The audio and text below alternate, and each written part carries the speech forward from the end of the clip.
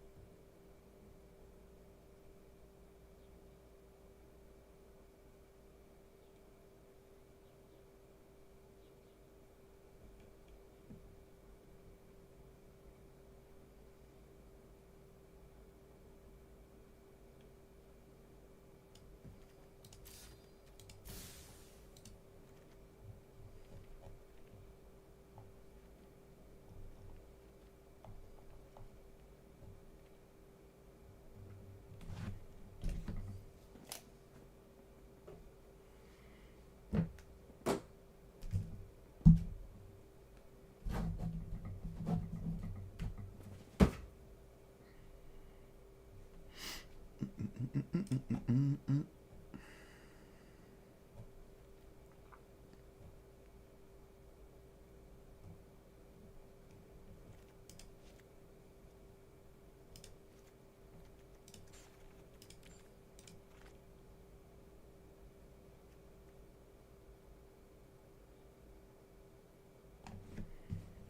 Tap something, doesn't untap.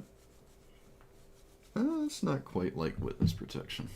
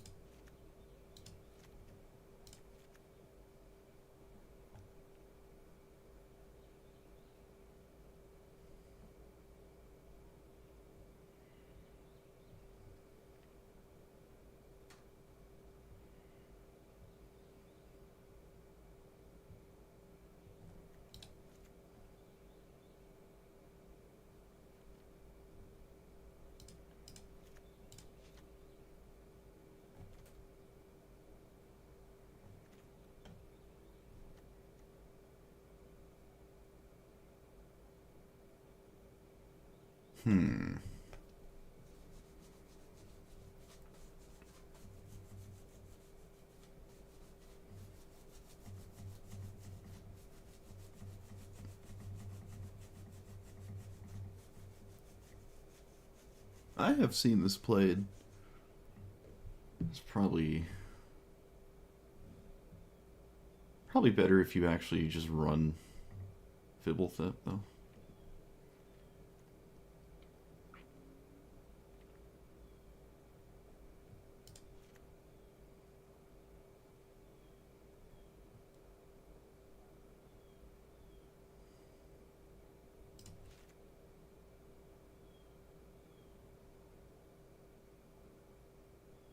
Two unblockable.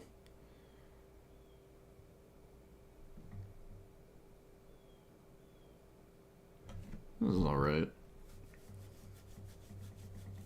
It is just a 2/2 unblockable. It's kind of fine.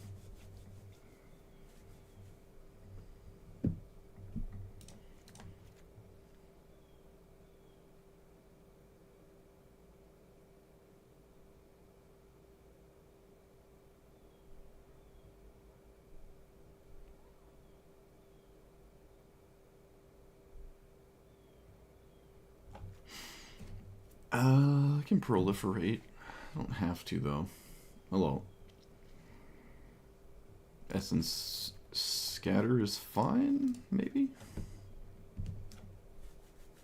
Probably. Maybe.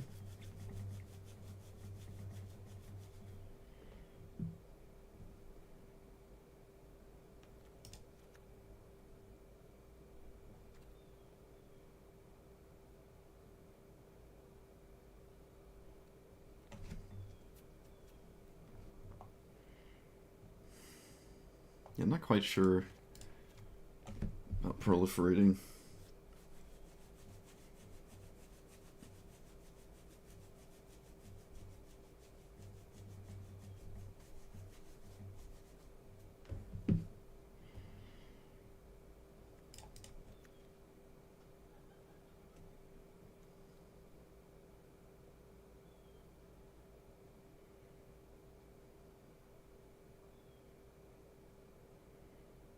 Oh wait, I forgot about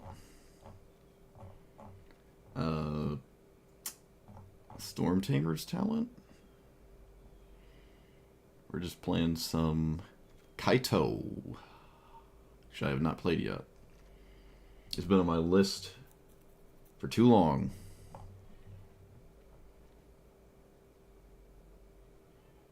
Is this the best one? I think the blue-black one is pretty scary.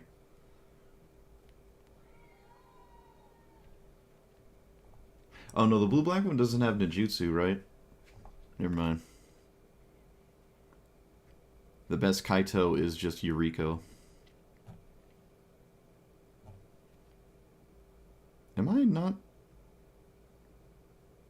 remembering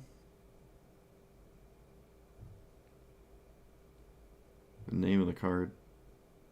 Oh, I was. Storm Chaser's talent. Yes. I think that's a good card. It's in standard all over the place right now.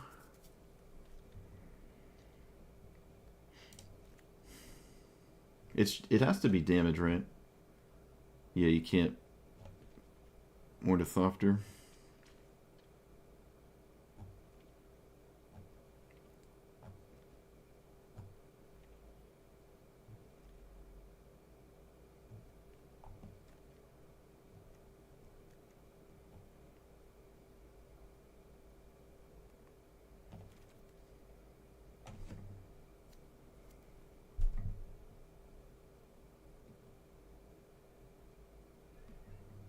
Hmm.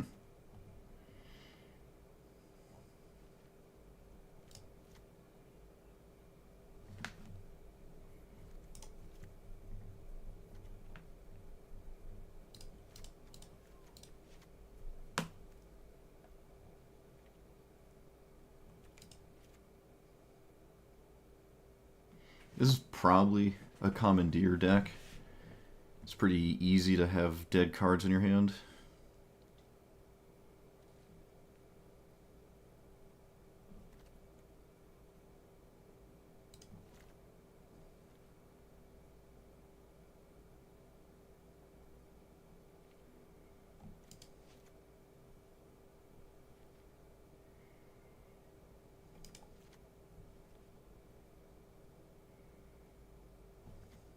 Man, how many 2-minute flash flyers are there?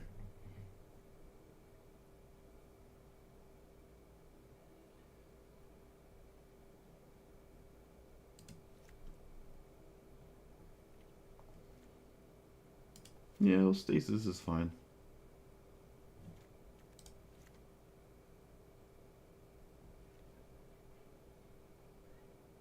This is a flyer, right? I like this card.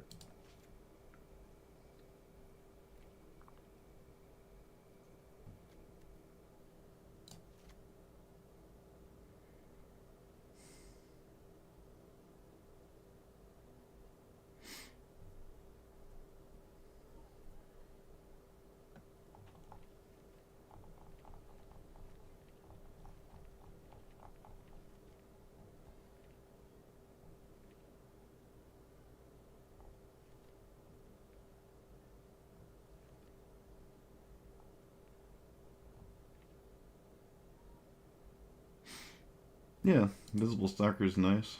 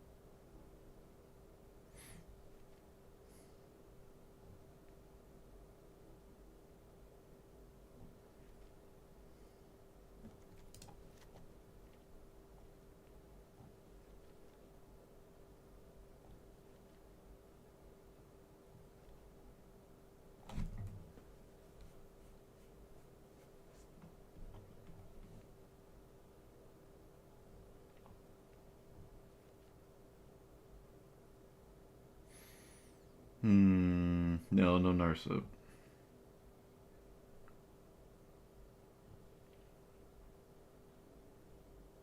This is the kind of deck that likes Ristic Study, because your opponent like really needs to spend all their mana every turn to stop you and irritate you and stuff.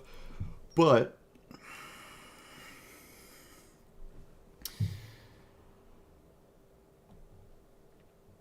I don't know about it. I don't know. Sea Dasher is kind of weird.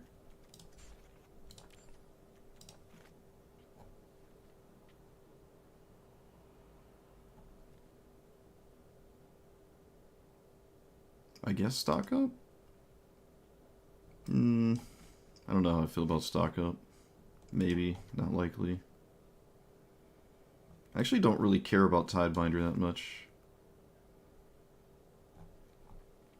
I think this is a tome deck.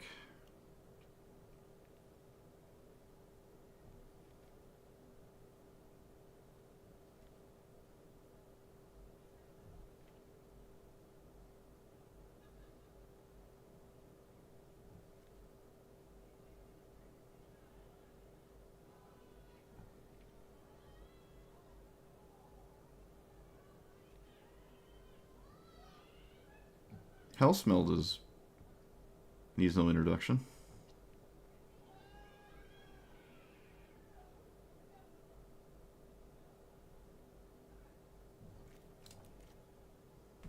I'm going to take out Ascended Spirit.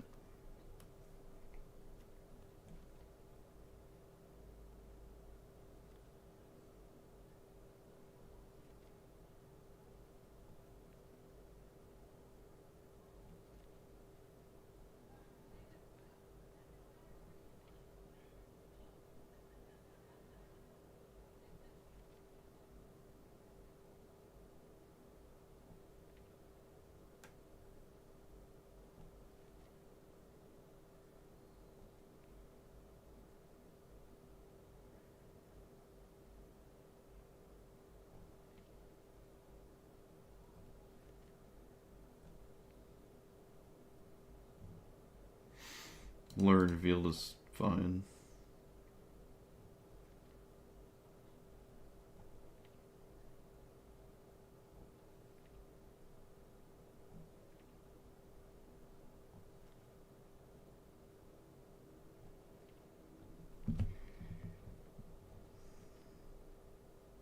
This makes a flyer that's uncounterable.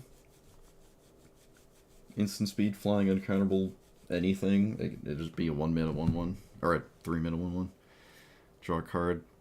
It's like Cloud Kinseer that you can't counter.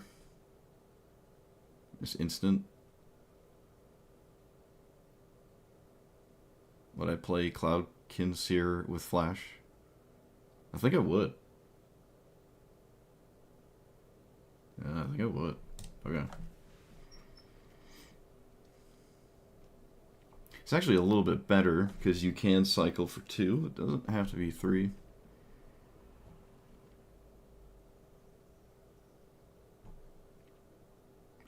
I suppose it could also be more than 3. I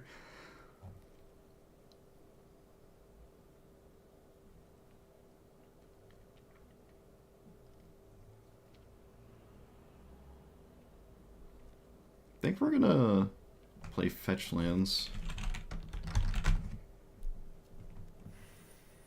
Maybe both of these. I don't think that ruins anything.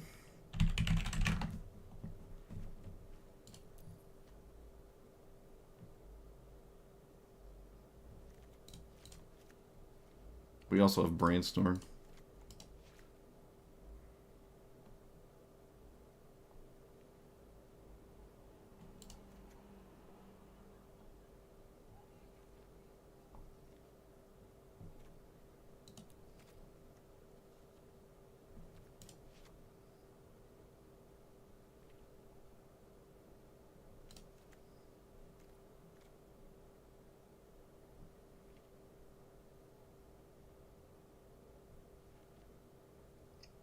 What is Cavernous Souls doing? Nothing super exciting, but it's still alright.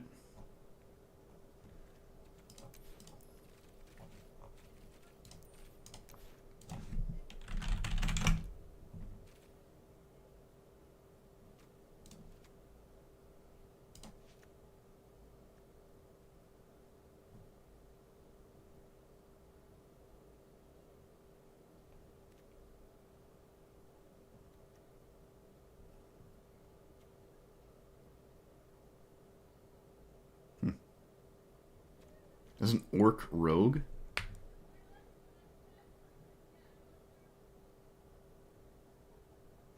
Huh.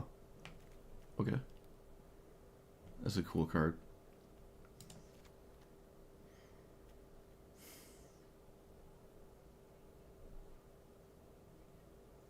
Technically this works, but it's not that great.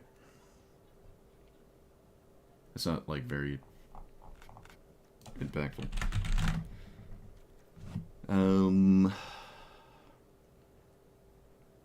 Siren Storm Tamer is sort of just a 1/1.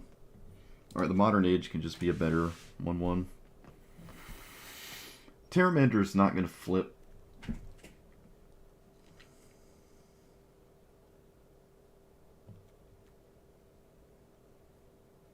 I don't think I've ever played with Sleep Cursed Fairy before.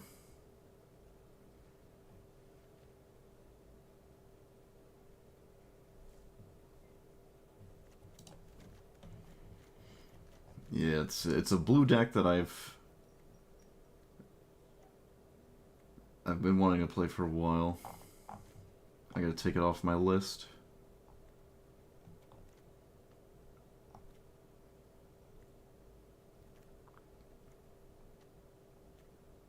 Okay, Augury can leave.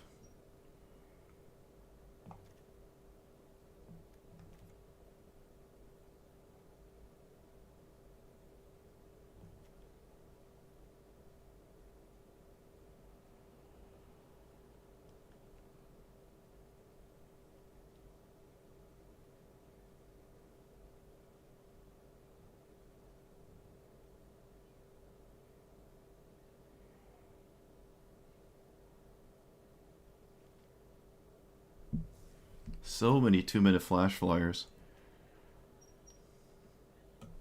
This is better than the... Isn't this like Rattle Chains, but better?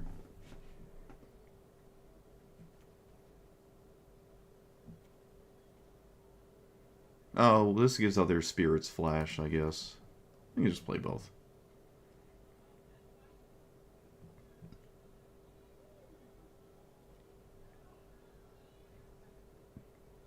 I actually do like Borkite Marauder.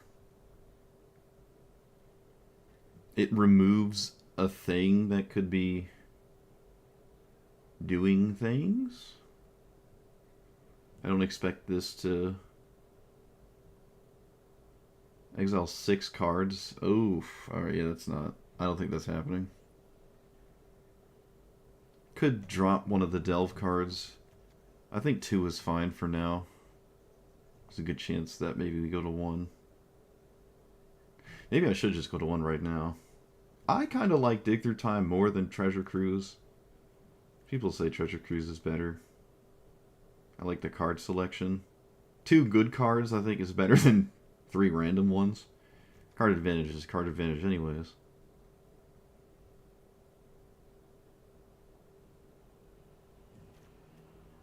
And this deck doesn't need a lot of lands, and Treasure Cruise has a vastly higher chance of drawing lands than Dig Through Time.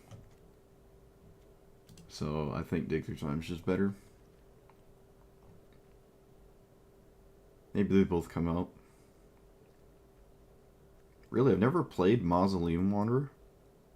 Huh. Wow. Okay.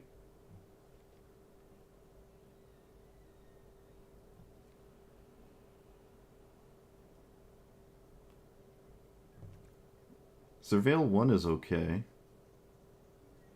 don't think there's any way for me to get Narcomoeba to... Yeah, that's not happening.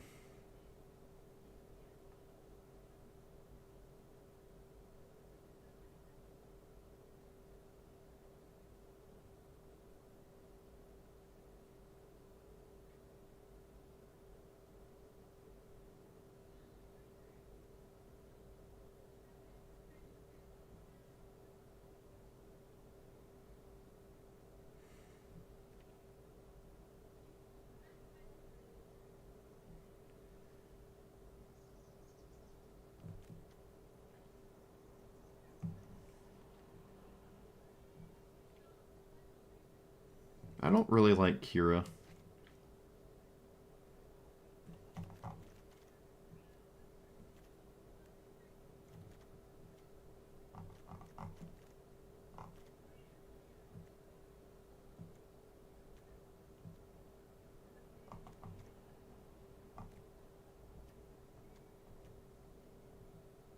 What is Mana Drain doing?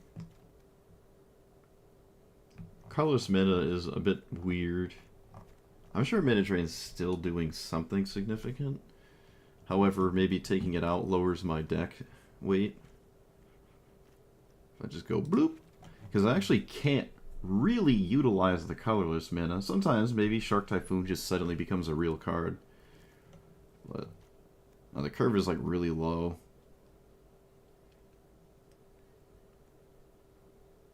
That is to say, people can still concede when you cast it anyways.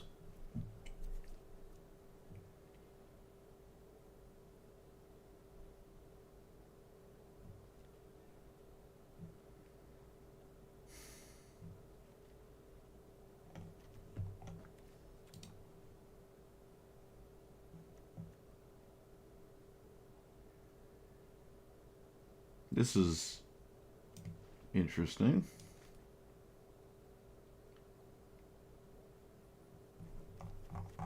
Sort of. Is it better than something? Okay, let's take out 3 steps ahead. We'll try this card.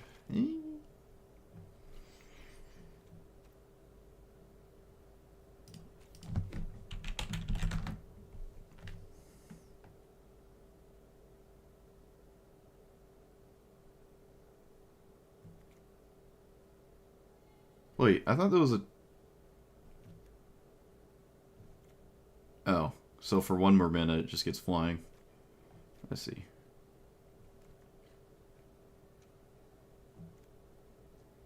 Brimstone, Brineborn, not Brimstone. This doesn't have evasion. It's kind of awkward.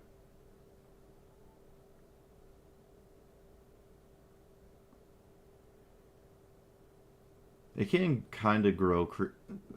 Not really, though. Especially if I want to actually cast Kaito, I don't think it's going to do that much. Does this bounce it? No, this one bounce it, right? When you may cast this, you flash, return something. Yeah.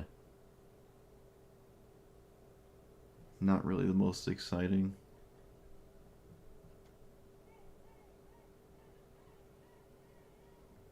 There's a ton of situations where Trickster's ability doesn't do that much.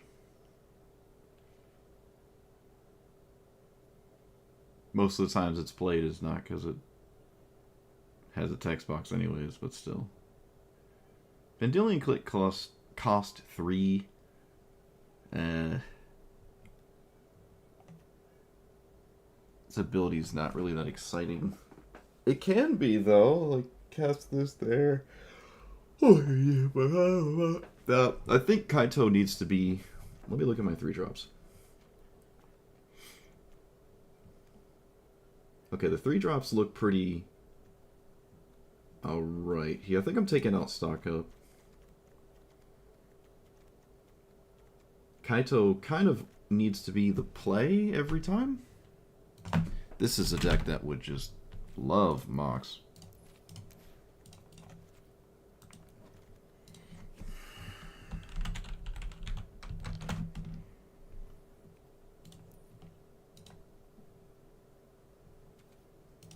Wait, what am I crafting? Talent, right? Yeah, right.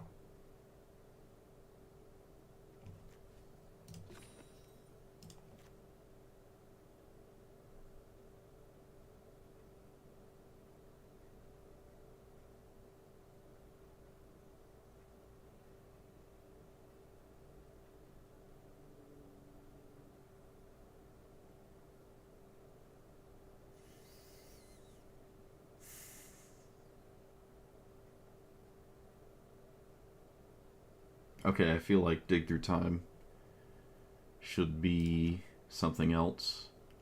Still keep the fetch lands because we still have Brainstorm.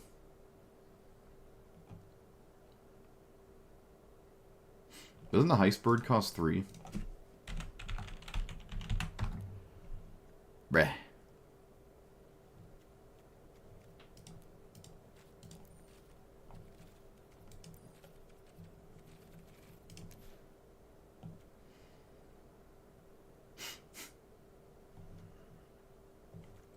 What are your odds? The odds of flipping Delver Secrets is actually kind of low.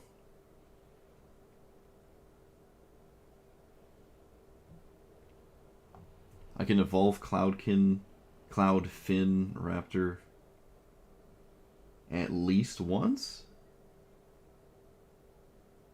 1 mana 1/2? Well, why would I cast a 1 mana 1/2? I think a 1 mana 1/2 is fine. It's pretty likely to get 2 counters as well. Is this the Ninjutsu one? Is there a... What?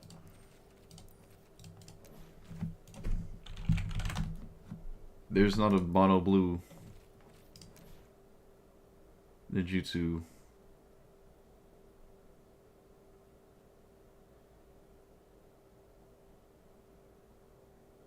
No.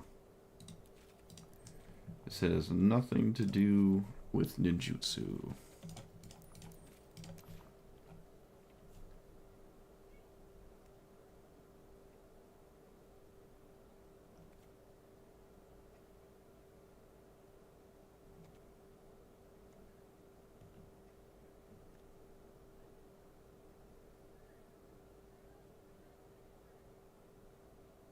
Whenever a creature...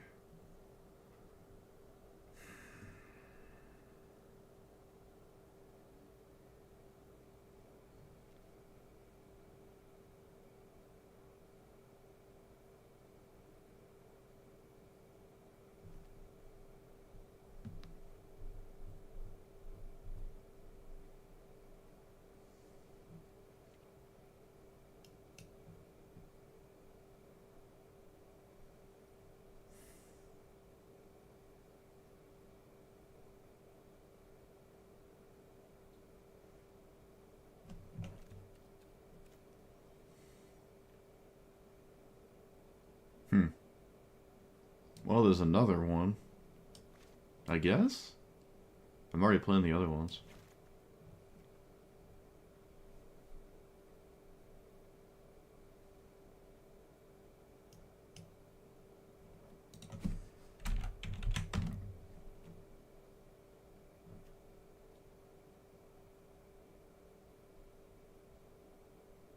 Can I get this to poke my opponent?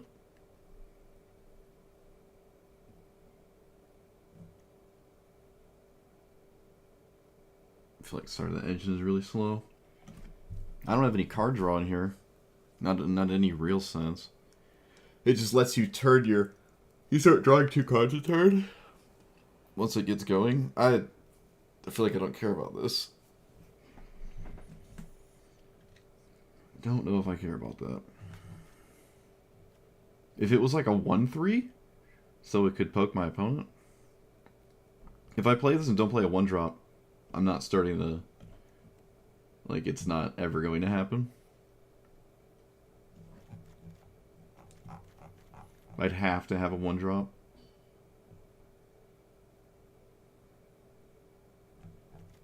Which maybe I'm just supposed to every single game anyways.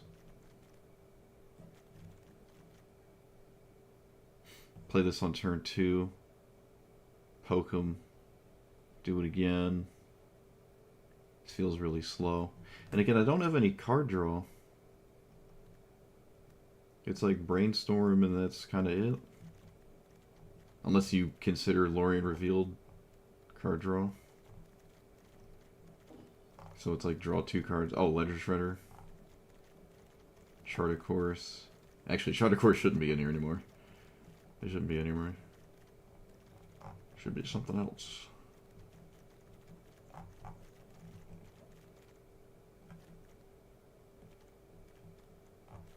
I'm gonna not run Essence Scatter.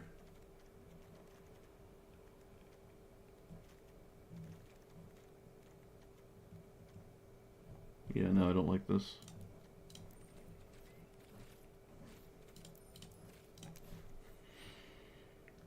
What about you? Enters, attacking, token, doodaloo. Alright, the ninjutsu is at 3, it's kind of awkward. But it is a 1-mana 1/1 flyer. And we don't hate those. With the random upside.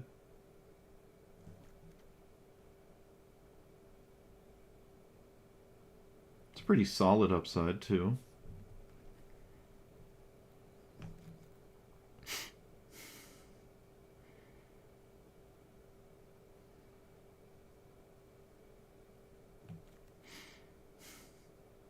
Mockingbird can target anything, right?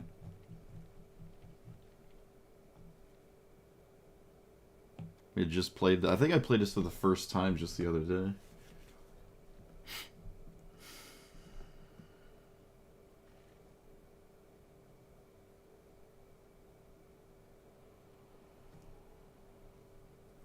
It can also just be a 1-mana 1/1, which is really funny. This is 1-mana 1/1 flyer.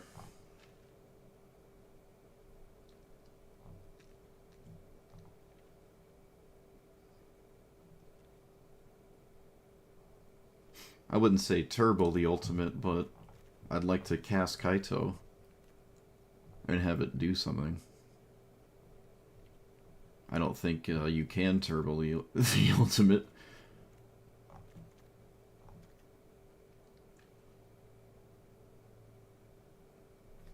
The plus gives me more creature options, because I can make anything unblockable. But for the most part, I don't care too much about that. I don't have to really worry about... Well, maybe I don't know. What could I run that's like good if it's unblockable?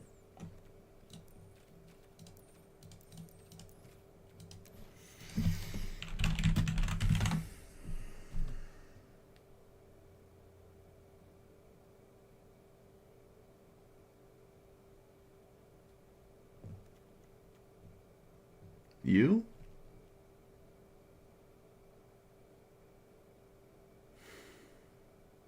Whenever this deals damage... Okay, it doesn't start with oil counters on it. And the things I'm copying with it are kind of lame. Also, I mean, it's already unblockable, so it doesn't actually count, but...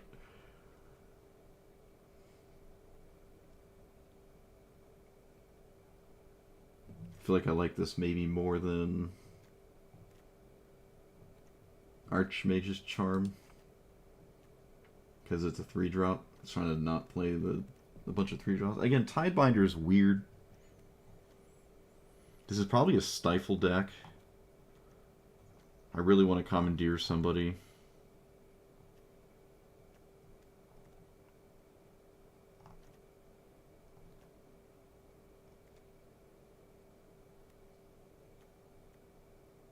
Okay, no blink. How many... Is it non-creature? It is. There's a fair amount of things that can trigger this, but again, the spells I cast for free can't be counter spells, and then it just takes a huge blow, so it's not really what I'm looking for, I think.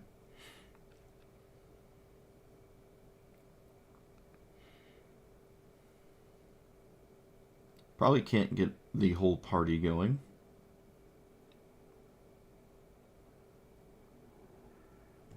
All the things that deal combat damage already evade.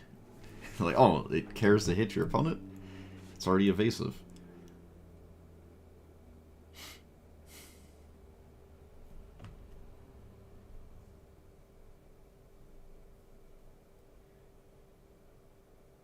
This is kind of cool. Deals combat, put that many incubation counters. This is actually kind of neat. It is a bit slow, but it does have prowess. The 2/2s have value. Making it unblockable is funny. Alright.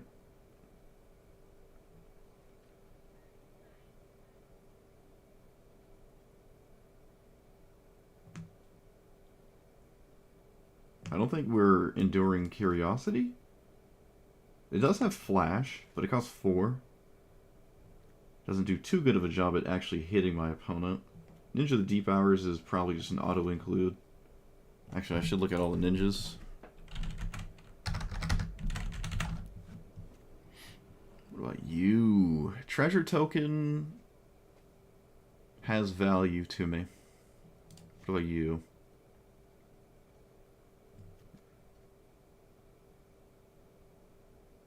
Copying this is not very exciting. Yeah, it's not very exciting. Oh, this creates more evasive threats. They're only 1/1s, though. Thrumming Bird? So it just counts twice when it pokes them. It's kind of adorable, I guess.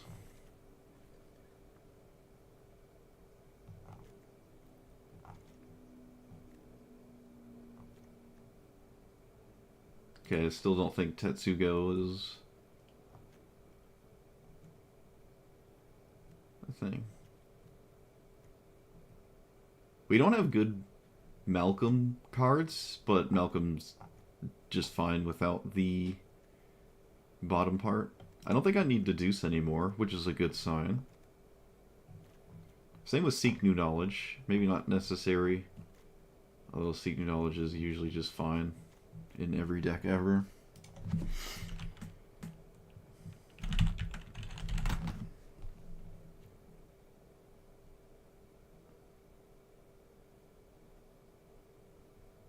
Oh yeah, yeah, I read this earlier. I have the flying version of it, the Wrangler. What's it called?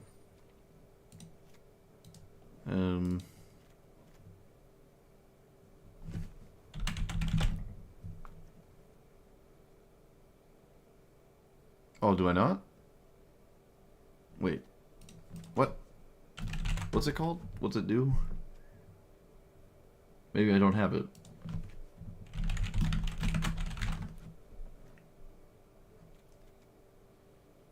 I thought I had it. Okay.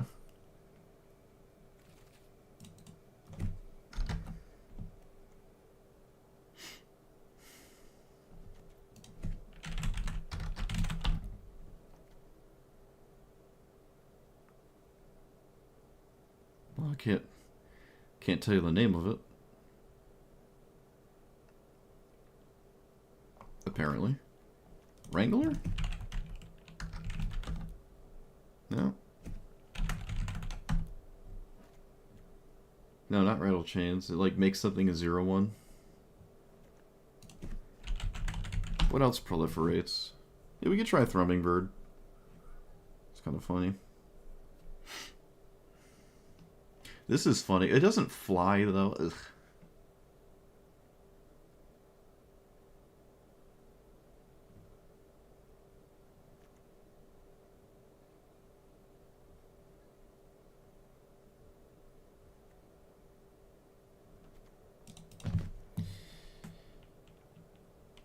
What is it? It's like fly becomes...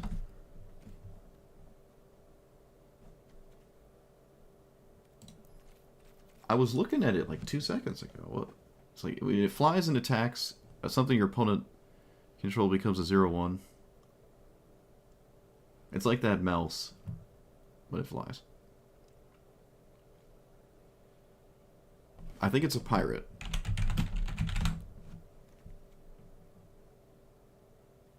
There it is. Warkite Marauder. I thought it was in here. Apparently it wasn't. This is like that mouse, I think. Something becomes a 0/1, loses all abilities. I thought it was in here. Maybe I changed my mind or something?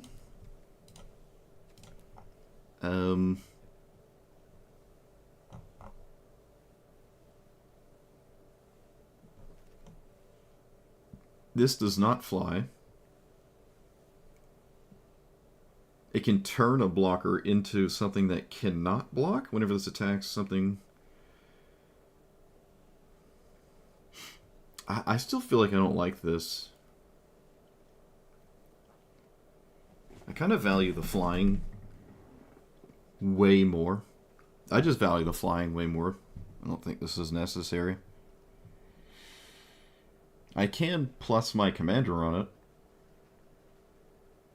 nonetheless, but still the combat trick on it, like turning something into 2/2 for a second, is I don't think most decks care about that.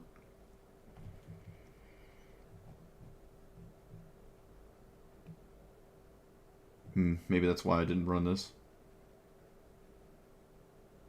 My past self didn't like it. I'm starting to agree with him.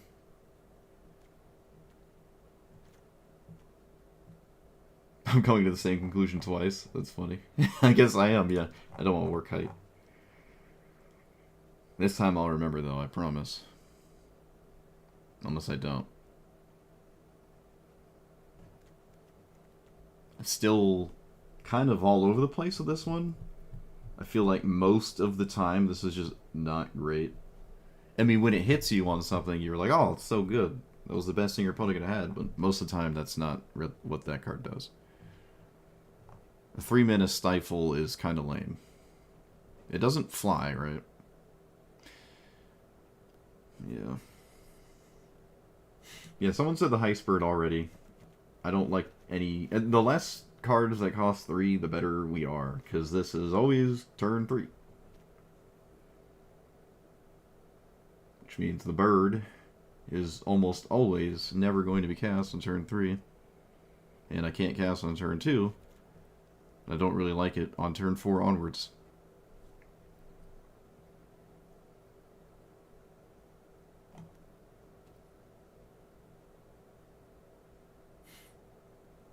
Ult Messia? What?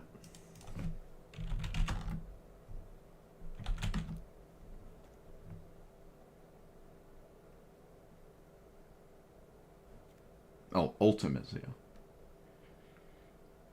6-mana, tap all creatures you control. Your opponent's control, I mean. And then whenever you poke your opponent... Alright, this... No. We don't have to tap anything, because we don't... My opponent can't really block anyways. The ability is nice, but it costs 6. This is... That card just doesn't exist. I don't think that card is good in probably any deck ever. Maybe as a commander and you played a bunch of random stuff that your opponent probably didn't care about. No, there's probably a reason I've never seen that card before. New.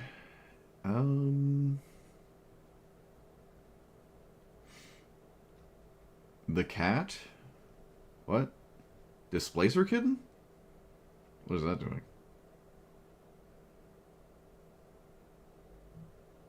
I don't know what that's doing.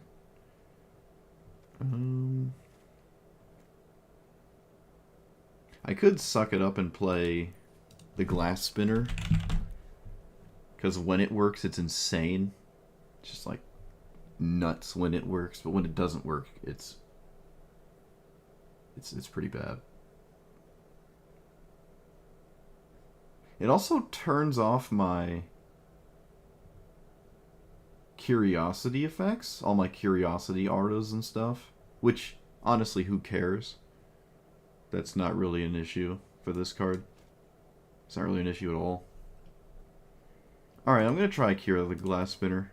It used to be insane. I think it saw a bunch of play in Modern in the first year Modern was a format. Back in the diaper days. We don't need Fly. Venturing in most dungeons is ugly anyways. Could just not play any Auras. This draws cards, right? Sort of. How many are there? Oop. Just 3? There's just 3, that's no big deal then.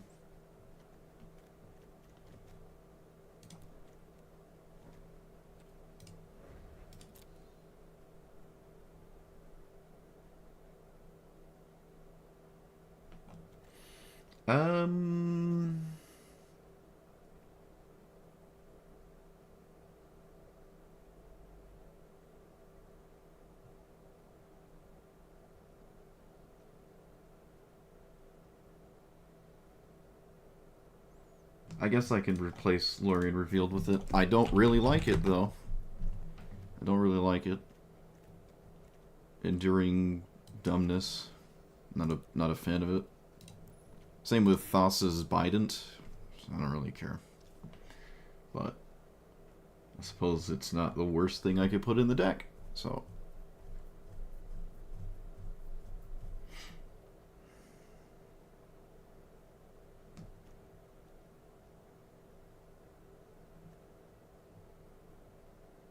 alright. We're doing this. It's Kaito. Cunning Infiltrator. 3 mana, 3 loyalty. Whenever a creature you control deals combat damage to a player, put a loyalty counter on it. And its plus is something is unblockable, and you draw and discard, which most things are already extremely evasive in these kinds of decks, like 1 mana 1/1 flyers, 1 mana 1/1 unblockables, so on and so forth. So making something unblockable does give you more creature options to play that maybe you otherwise wouldn't, because you really want to poke your opponent with basically every single creature you play. The -2 is kind of lame. It's actually really lame. I don't have anything in here, and there's not much in the game at all that cares about ninjas, and the 2/1 is just whatever. And then the -9 is you ultimate it. Whenever a player casts a spell, you make the 2/1s. So you make a 2/1, just a single one. So it's your opponent as well. Anytime a spell is cast, a 2/1 is made. That is incredibly annoying for a few amount of things you expect to play against. However, there's plenty of things that might not actually care. I have beaten the Kaito emblem. Someone popped it, proceeded to make a lot of 2/1s, and we barely still got through them all and won the game. So it's not the scariest thing. Sort of mono blue tempo beatdown. Been here before. I think Commandeer's okay. There's a lot of cards in this deck that in any one given matchup might just be really bad, and it's nice to have something to do with them. That is to say, I don't think I have Subtlety still. No, I really don't. Maybe I should craft it. It's so hard to craft like non-legendary mythics because I can't play them as commanders. It's just like as a filthy free-to-play player. But this card is probably excellent in here. Oh man, it really is good in here. This is, however, one of those cards, one of the few cards, that your opponent instantly knows what you're doing the entire time, because Magic Arena holds infinite priority. So you go to like have this in your hand and have it be castable. Your opponent just knows it exists the moment it's in your hand, because you will hold priority all the time. You are seldom caught by surprise when your opponent casts Subtlety. Assuming they're like a mono blue deck at the very least. So yeah, they're holding priority every possible moment, and they're tapped out. So it does take, in my opinion, a significant hit for that issue. You have to, like, push the pass priority thing. You have to be on top of it if you don't want your opponent to think you have it. So because of that, information is the most powerful thing next to consistency in a card game, not just Magic. So information and, knowledge is power and all that. Subtlety takes a massive blow. That is to say, it's still a really good card. It's a free spell, essentially, more or less. And it's not bad. So you could probably put it in here, but I'm not going to run it. I don't own it, and, well, that's that. Not Invisible Soccer. Mockingbird, at the worst, is a 1-mana 1/1. And I'm kind of okay with that. I suppose you could say, assuming you're playing against Delighted Halfling decks, it can also be a mana dork. So that's kind of cool. However, if you're on the draw against a Llanowar Elves, and you don't just invest your turn 1 giving it, like, witness protection, you probably lost. So that might not matter as much. But who knows? It's very versatile. And again, its worst case scenario is actually okay as a 1/1, because this wants you to poke your opponent with stuff. The 3-mana slot is a little weird, because I think this needs to be played on turn 3, or at 3 mana, every possible time that happens. So it could be a little weird here, but this one essentially costs 2, this one's like 0, this one has another thing that could cost 2, this one sort of costs 2, this is a land. So they all actually do something that doesn't make them actually cost 3, except this one. And I'm kind of back and forth on this one. It is a nice card. It's got a really devastating effect for your opponents, but it's also kind of awkward, because it's anything. Right? Yeah, it's not just your opponent's targets. This stops your Kaitos Plus from looting. So it could be awkward. It probably just depends on the matchup and what you're playing against. It's also awkward with the Curious Obsessions, because you can't target your creatures after the Glass Spinner is in play. But if you're up against things like, I don't know. I actually really don't even know. Like Sephiroth doesn't have to run a bunch of removal, and it's sort of doing what it wants to do without removal. And then Vivi has got, like, counter spells and maybe some burn spells, but not really. And then you have, like, what else is highly played right now? Yeah, I don't know. It's kind of 50-50, and it is the only quote-unquote, like, true 3-drop in the deck, which this always wants to be your 3-drop. So definitely an awkward card that I don't give a lot of credit to being, like, back-breaking like it maybe used to be. Pretty sure it actually saw play in Modern in the first year Modern was a format, like, brand new. I think this actually did see play there. But here, I'm not sure. Not sure if it's right. And yeah, this is sort of like a Cloudkin Seer to me. The 3-mana 2/1 flyer draw a card. Because it does the same thing, except it can be larger than that. No, I mean, at 3 mana, it's a 1/1. I don't really care about that part, though. It's instant. It's basically uncounterable. Has a chance of being larger than a 1/1. It can actually enter play in some insane game, maybe. But it's just a flash flyer, and there's a ton of those in here. So we'll see what happens. It's not a Final Fantasy commander. Crazy. Can I do these? I can do neither of my quests. That is tragic. That's extremely tragic, actually. Shambles.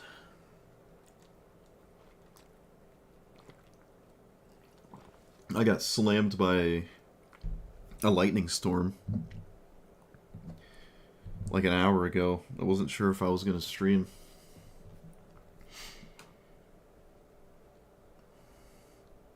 But it went away. It was like a monsoon. It was only here for like 45 minutes.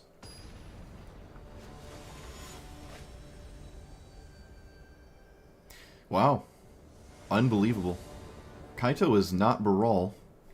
I've not played against Kaito in Tier 1 before.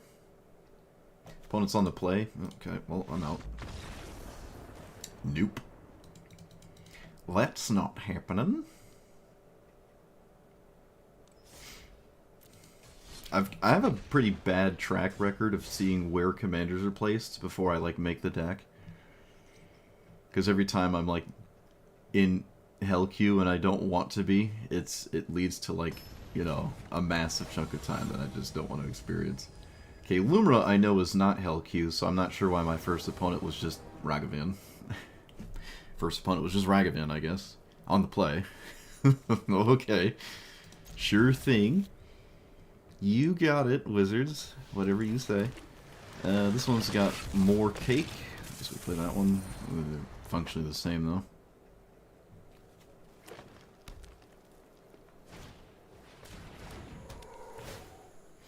Alright, they're doing the thing they probably must do against a deck like this. Probably. Yeah, no, it could pretty reasonably not play a 1-mana card, I would say. Yeah, we'll just run this out. That's fine. If I don't draw a land, I'm not screwed, but I do fall behind very significantly because Kaito's on a play. And uh-oh, SpaghettiOs. Alright, well, so far it's the mono green ignores you situation. I did not draw land. I can make a treasure token. It's kind of egregiously bad, but it's all I can do, so it's all I will do. And I can Mockingbird Mystic. That seems pointless, though. Puts another body in play. Maybe that's valuable. No, they've had just nothing but fetch lands.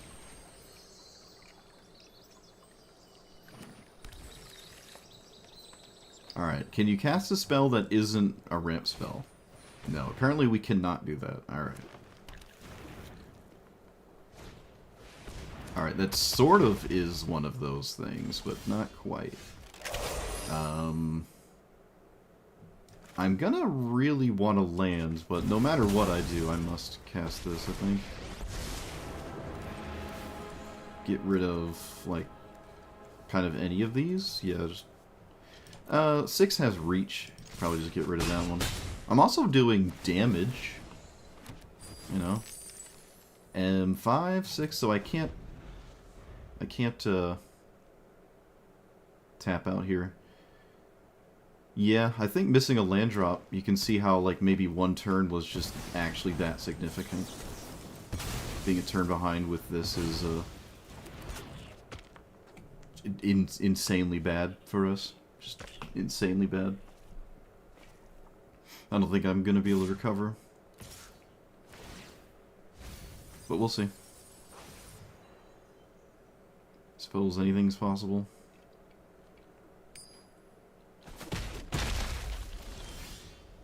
Okay, game. You got it. You got it. Let's get rid of Commandeer. Not likely to be good here. Not likely to be good anymore. Still genuinely could be, but might just be beyond that. Mockingbird, nothing. Play out random chump blockers. I can unsummon 6? No, that seems weird. What is Mockingbird gonna do here, honestly? Copy nothing, you know. I don't think interacting with this matters anymore.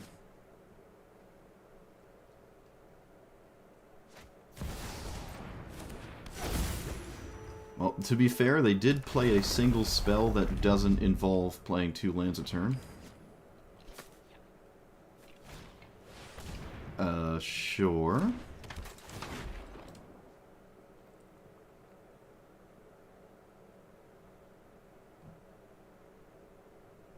feel like there's like not many straightforward options there. Sure. They didn't wait to swing with 6 first. They would have actually seen more cards. I guess a green player doesn't have to make those kinds of choices in life. 1, 2, 3, 4. It's not enough. I don't think I'm blocking this. I don't know if 2 damage matters that much. I can get a little closer. Yeah, we can probably just chump block it. It's okay. It's not even like the ultimate's winning the game. My opponent doesn't necessarily have the most... like, doesn't have them that much to be really that scared of. With this ultimate. Like, at all. So... But they are fixated in swinging at it. They haven't actually tried to swing at me. I don't think it's possible. Well, yeah, okay, I don't know. Are we picking up the Slither Blade? Chrome Mox. Does that change anything? 1, 2, 3, 4, 5, 6. It can actually be significant. Okay, the bird can go away. Oh, no, it can't, because I have to pay 2 to do it in the first place. Yeah, never mind.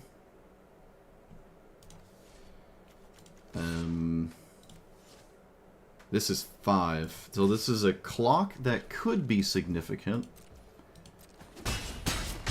We're going to keep the ninja right where it is. We're going to play this and get rid of the ninja.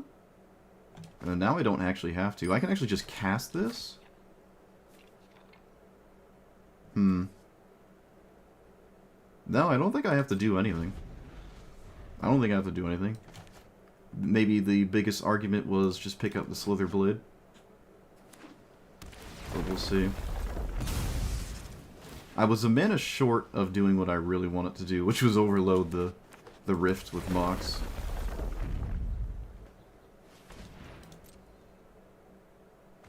One, 2, 3, 4, 5, 6, 7, 8, 9. There's only 9 points of power in play. They can't kill Kaito. And it's still a 2-turn clock.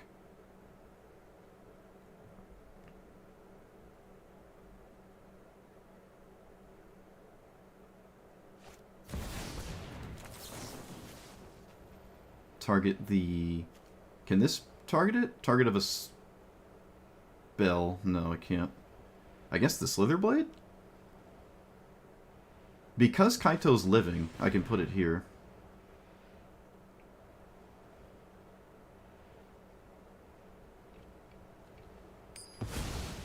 If Kaito was going to die, I could not put the counter there, I don't think.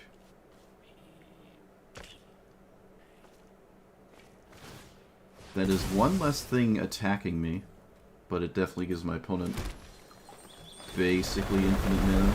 But it's a green deck, so it already had that anyways. I really don't think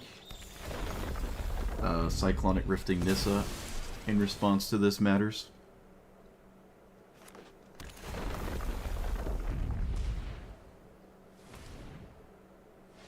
I can bounce whatever they cast. I can still potentially Cyclonic Rift.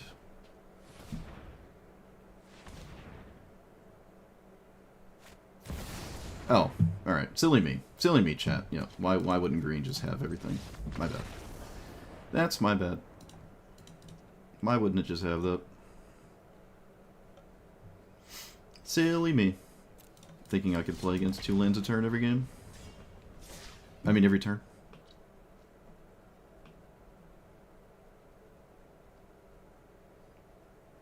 If there was a mistake there, it was just drawing 1 less card with the Ninja the Devours. I don't know, I really just wanted something to Chrome Box for Cyclonic Rift. And also, nah, I don't know. Well, it didn't matter, so wouldn't have mattered anyways.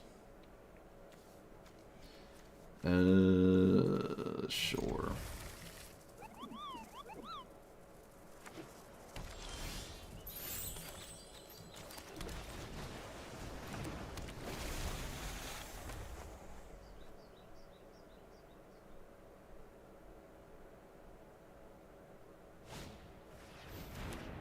This is a green deck, right? Huh. Okay. Is that good here? Yeah. I'd say so.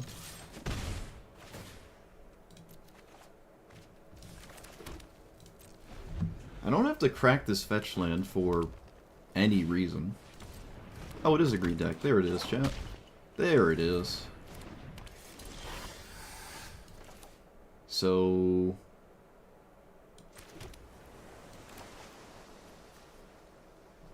now what? I can cast Kaito and then it sort of just comes rather close to just straight up dying. But if they want to invest in Lizard Blades, I suppose I'm willing to force that. Let's get rid of... Rattle Chains? Oh, to be honest, I could have swung first. It already had unblockable. That's funny. I just whiffed that thought. Whiffed the thought. Alright, yeah, it's always dying. Hexproof and monocolored probably means this game is just over, so I'm just going to not waste my time. They have... I don't know. You got it. Suppose no matter what I had to do, I just had to leave up mana to counter this. But I just didn't respect it. I did not actually read my opponent's equipment. I was a bit more stun-locked that they didn't play a mana dork. Ooh, rip. Yeah, alright. I don't know if I'm ever beating that sword. That is probably the best equipment you could have against me. It really is. It's probably better than Sword of Fire and Ice because it enters in turn, what is that, 1? Yeah, that's nuts. Okay. Well, I don't think I was ever beating that.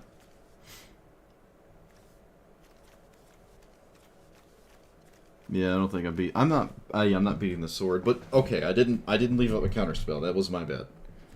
That was my bad. I've never played against that cloud before. I actually didn't even read it.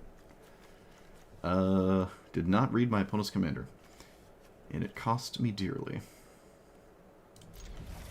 The lack of respect was real. How do I get the most from... my coins? Well, I've never called them coins before, but with the gold, it just... well, I don't know what you mean. Buy packs?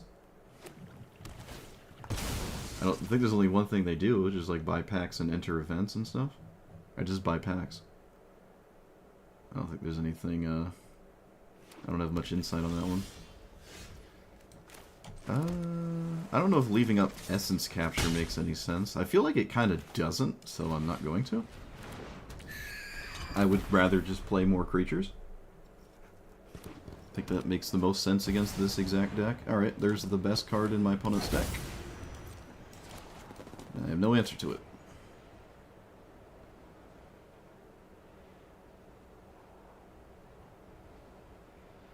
This card will literally solo you. I'm going to assume it's going to solo me. My opponent just kept 2 cards on top, so... What's nice about Kaito is it's kind of hard to get mana flooded. You just sort of discard your extra lands. I don't think the Kaito ultimate even saves me. Okay, I don't know how on earth my opponent had nothing. That is insane. Let's get rid of... combat research? No, we'll get rid of this. If they have a counterspell, I don't even really care. Okay, apparently they just don't. That is a bit insane to me. That is very insane.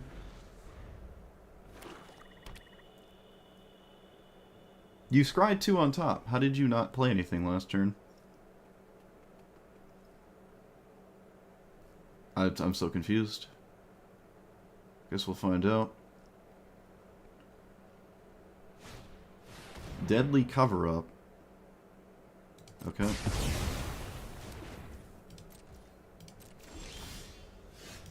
Well, they don't have Stifle. So we have the ultimate, but again, it's not an ultimate that just straight up wins the game. Might as well leave up these cards and just play some random stuff. It is serious pressure, though, and I get 2/1s my opponent casts spells. Sure. Nothing I can do about this. Maybe I can try to find something? Oh, jeez. Alright, well, that wasn't gonna work out. These are blockable, too. Opponent can just block them. Not sure I really need my commander in play. If my opponent is to cast more spells that are not board wipes, then they are just dead to the army of 2/1s. So they have to do more than that.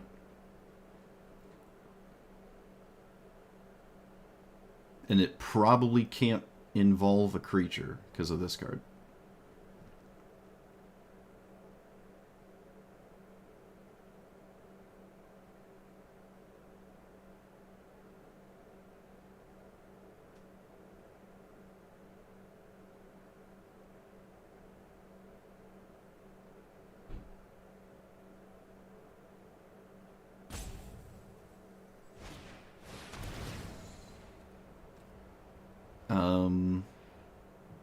There is no reason to wait, just send it. Alright, looks like we win. I don't think there's any spell they could do that stops me from here. Yeah, there's nothing they can do. That's kind of insane that my opponent just didn't have... Well, I mean, they could have another board wipe. I'm sitting here acting like the game is over. But they could have another sweeper. We don't actually need Chrome Mox anymore, right? The Scry 2 on top should have spelled, like, disaster for me, I feel. And it didn't. It's odd. Okay, yeah. I mean, another board wipe would save them, technically? Huh. Yeah, that's right. I mean, this is the... I think this is the only time I've ever beaten this card once it was played on turn 3. I don't think I've ever beaten this once it was... Assuming, you know, again, it got resolved early. In this game, it got resolved as early as it could. It is, when it works, the best card in your deck. And the Scry 2 to not find stuff to do with it was weird. It must have been like Sweeper Gilded Lotus. If you're going to scry 2 cards on top, it's pretty likely those are the ones you cast. The Sweeper makes sense. I don't know if this makes that much sense. It does make a 4/4, but by the time it does, I'm already making a bunch of 2/1s. Alright. Interesting. I wish I could see my opponent's hand. That would be a game where I would probably learn a lot. They didn't even have a counter spell. There's also no spot removal spell. Very interesting.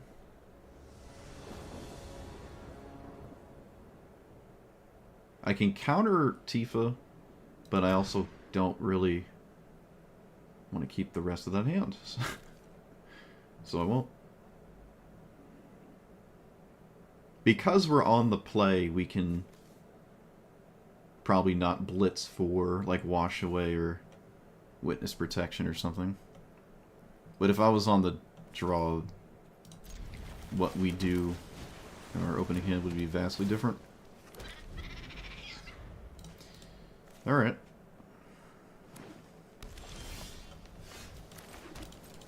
I'm not going to give them the opportunity to do it for free. Just not going to let them do that. Alright, well, they had it anyways. Of course they did. I don't even think my opponent mulliganed, they just had it. So... now we're just losing considerably. Alright.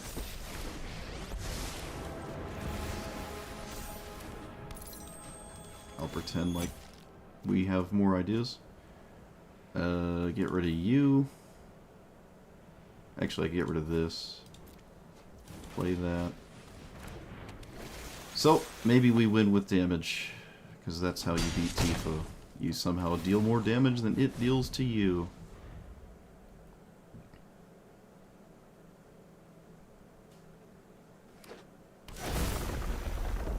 Alright, perfect fetch land, sure. It's also untapped. Got it.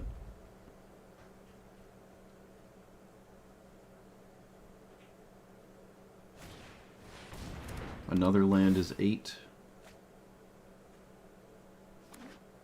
Another perfect fetch land, silly me.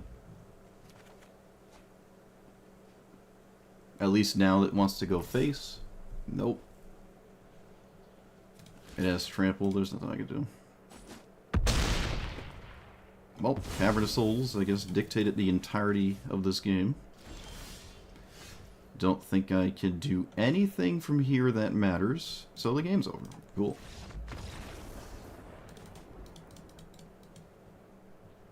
Sure love Cavern of Souls. Didn't draw any witness protection effect, would have been good too. Any Frogify effect. I don't think I have many bounce spells. No, there's not a lot of bounce spells. Cyclonic Rift could have maybe done something, but probably not. This is the exact same scenario, so I guess I'm going to keep it.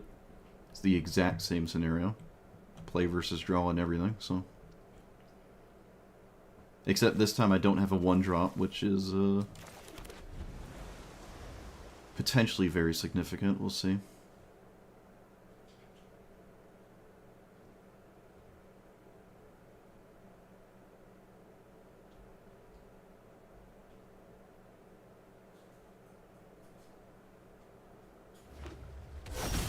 This is a monk, right? Yep.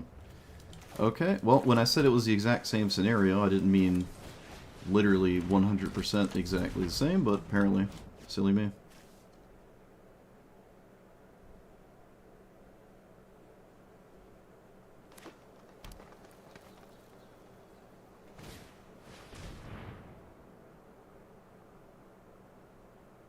They should have played this second for their turn. They shouldn't have played it there, but I'm not gonna lie to you, it probably doesn't matter.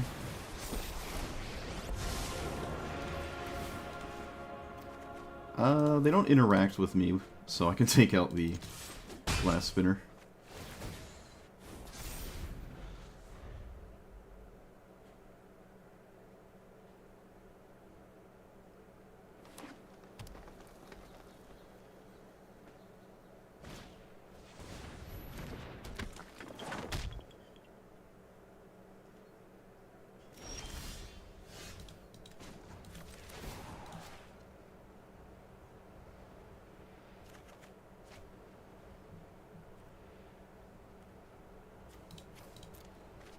So I can make a 2/2.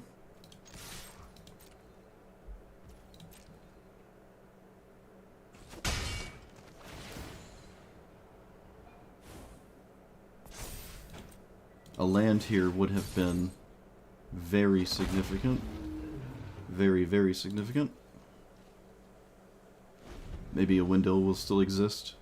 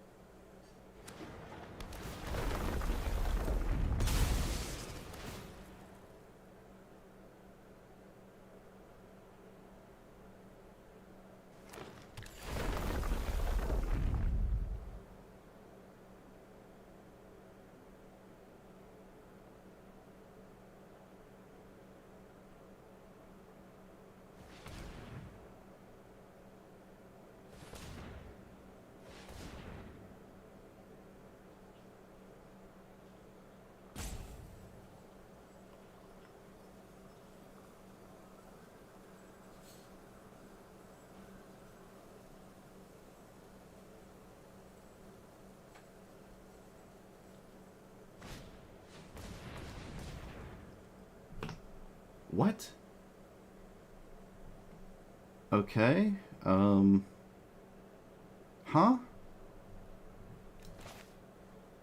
What do you...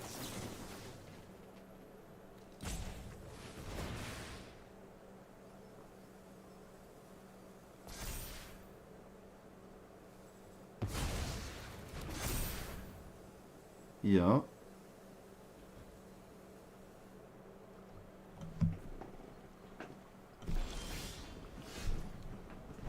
Alright, so we do this. Get rid of negate. Let's get rid of that, actually. I'm always doing this. I'm so confused.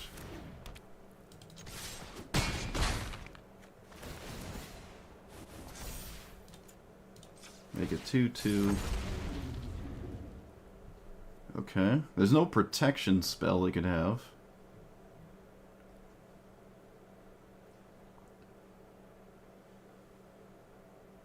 Like protection from green, I mean. Fairy Master is the ugliest cards in the game? What do you mean? It's like a... It might be an actual Magic player that it's based off of.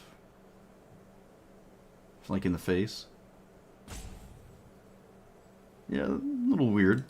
A little weird design choice, I guess, but... Alright, do we have Beseiju? What's going on here? Of course we do. Okay.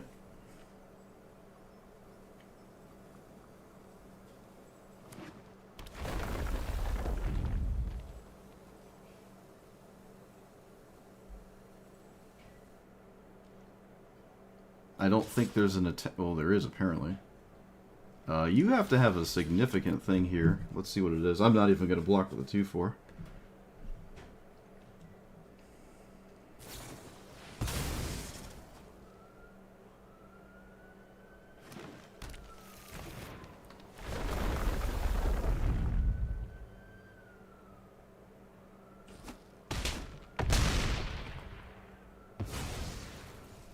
Okay.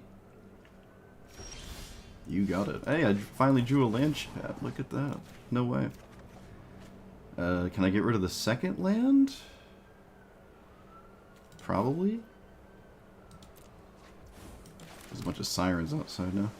Can I play something pre-combat that matters? No, not really.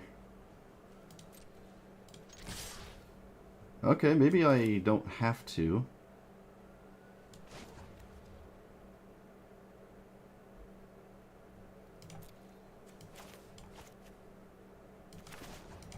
I'm gonna bounce this right now. Yeah, that's what we're gonna do.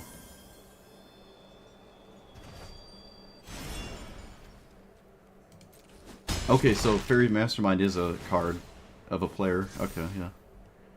And let's do that. And do I leave up? I think I'm just going to leave up negate for the sake of it.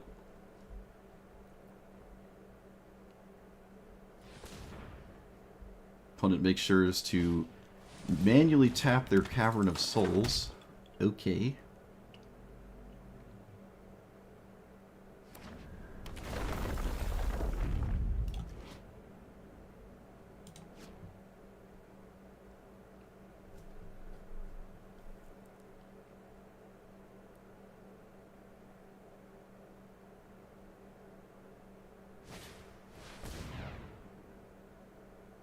Looks like leaving up negate worked out, I think?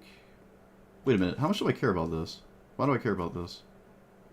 I suppose I do.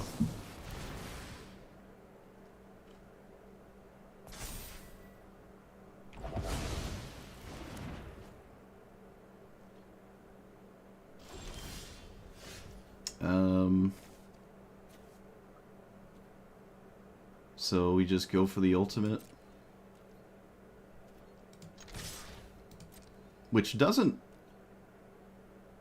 win me the game, but my opponent has done a good job at giving me more time than maybe I'm supposed to have. I don't know. I guess when you play Tifa, you don't have to play tight. Might as well play... I suppose the only thing I can really do is a 2-drop, so I'll just do this one.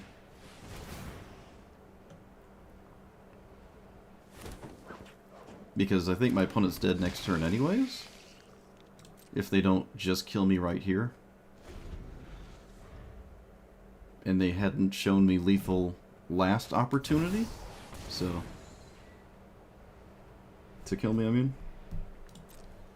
Does that draw? Nope.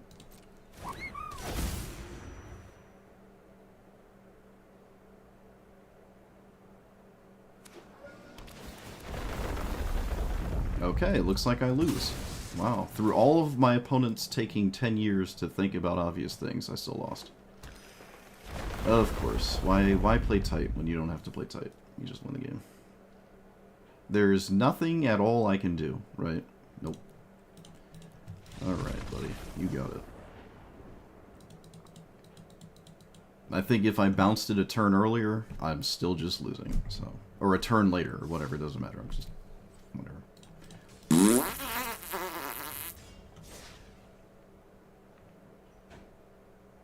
I'm surprised at the pace in play of my opponent that they were able to even find lethal there.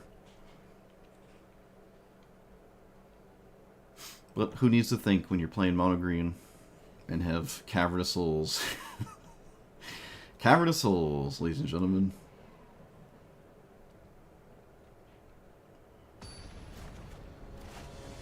Cavern of Souls.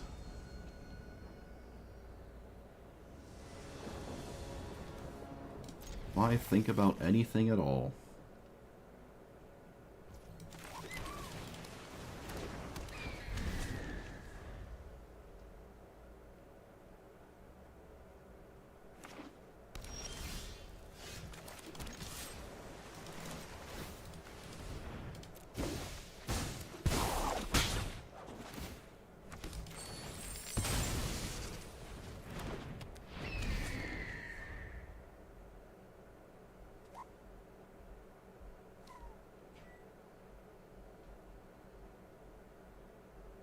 Really hope I find something decent this turn.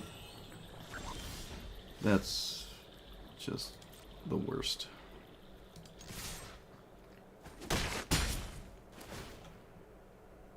Well, seeing how everyone has Cavernous Souls, I would imagine they also all have Mana Drain, and I'll just lose the game if I play into it. To be fair, Kaito's not doing too much this exact turn, but it will next turn. Or again, it's still just Mana Drain. Don't think we can commandeer realistically. Come on, bro. Alright, well, I can't not do this, so... do I let that resolve? Yes, I do. Alright, this makes the lands in my hand relevant. That was probably best case scenario in terms of counterspells. Or at least it was close. Sure.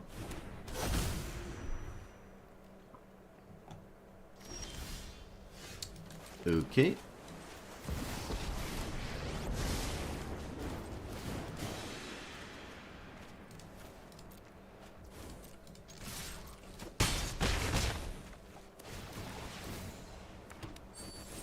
Alright.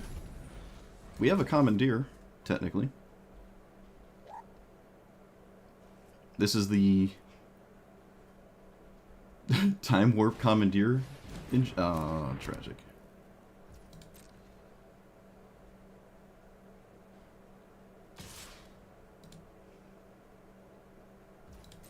I don't think I'm casting Rattle Chains. Whenever you cast a non-creature spell, sure. Okay, now I will cast Rattle Chains.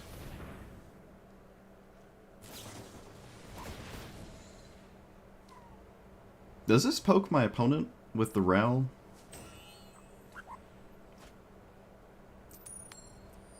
It does. That is maybe sort of significant? Maybe? Okay, yeah.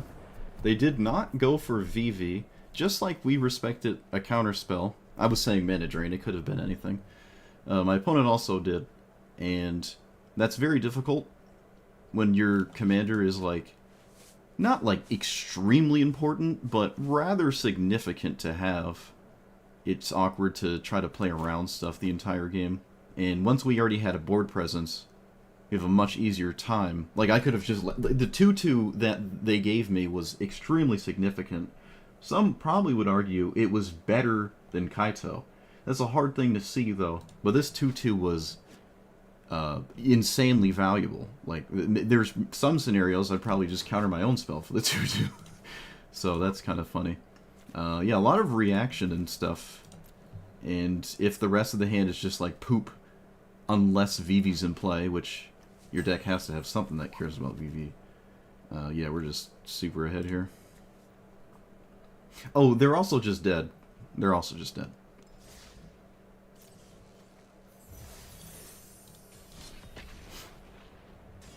Are they dead? No, they're not quite dead. They're not quite dead.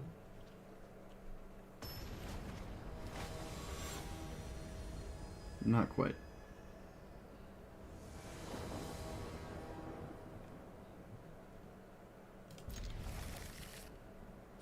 Well, we have turn 1 Mockingbird.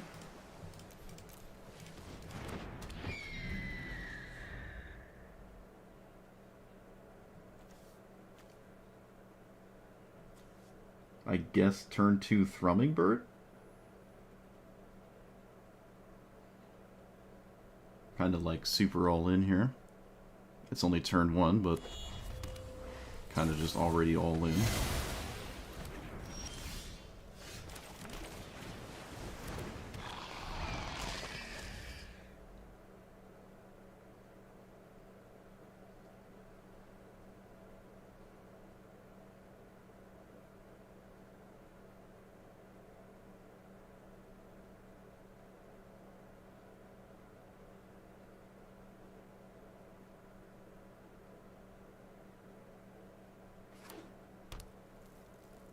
Not sure what my opponent is doing. Okay. I don't know why these decisions take more than 2 seconds. But of course they do.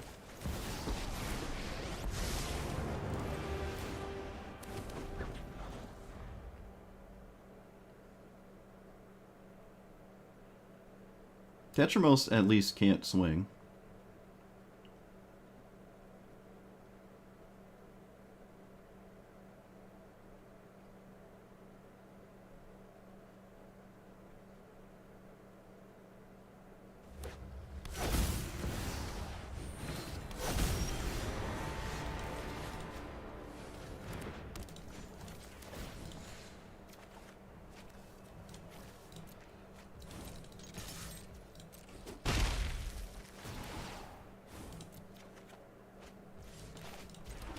Yep.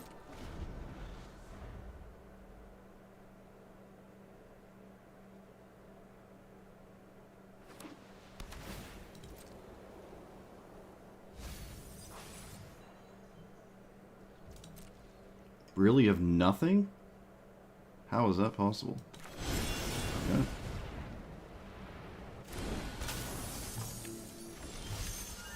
This seems exceedingly unlikely.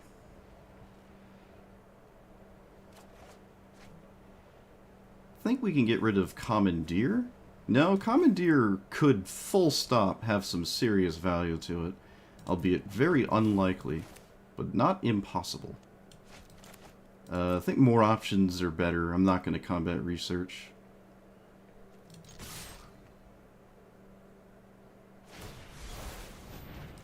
Okay.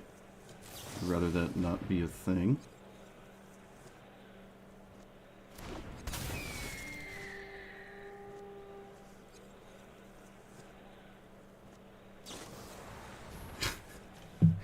Okay, removal, removal, removal, removal. You got it. You got it. Yeah, I don't know. If they have a sweeper, I guess the game's over and nothing we did before that moment mattered. Okay. Wait. Oh, no, I can't commandeer it. No, I can't commandeer it. Alright, yeah. Thank you for taking 5 minutes for the first 2 turns for no reason. I appreciate you.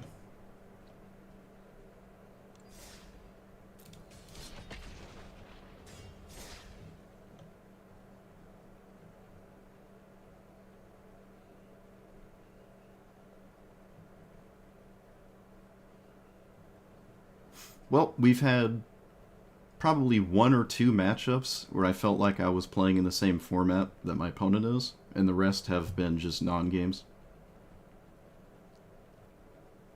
Just sort of watching people play Magic. That's better than my Magic. It doesn't matter if Ketramos is in play or not. That doesn't matter. The game is over. My opponent could win without a commander. Tiamat. Okay, well, there's a chance we feel like we're in the same format. Commandeer got close to being relevant in that game too, but not close enough. This is keepable only because this gives +1/+1. Otherwise, it probably wouldn't be. I'm going to take this Curiosity out. I was completely right about this card, so I think I'm taking it out. Alright, cool. I don't blame my opponent at all. Don't blame my opponent at all. Tiamat is very, very slow.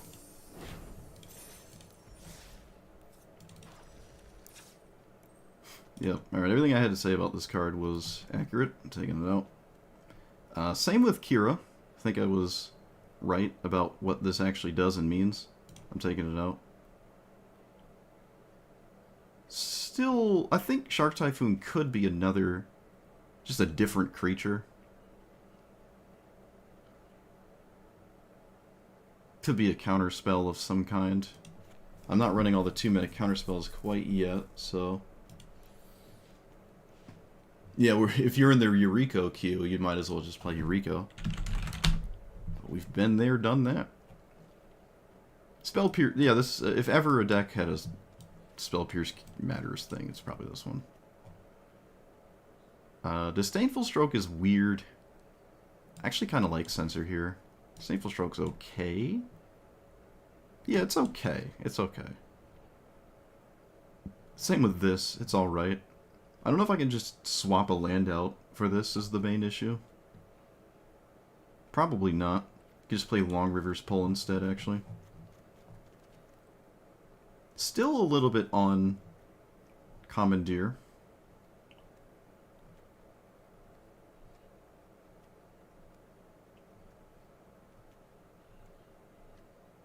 Snapcaster is slow. It's not doing too much until, like, turn 4. Which, you know, I mean... Nah, I can do better. It's not evasive. Just because it has Flash, I'm not... I can do better than Snapcaster Mage. Confounding Conundrum? Well, it's not a 2-mana creature. And I don't know if going at... No. There's so many decks that don't care about that. There's so many decks that don't care about that. Honestly, even the ones that do care about it, like it. When POC was all over the place, I saw so many Confounding Conundrums, and they never did anything. It never mattered. POC never cared when I played it. I played POC for like a month straight off stream. I saw so many Confounding Conundrums, just like never cared. Never cared. Just didn't matter. I'm not running Mana Drain because I don't really use the colorless mana that much, and I was kind of hoping it would lower my bracket.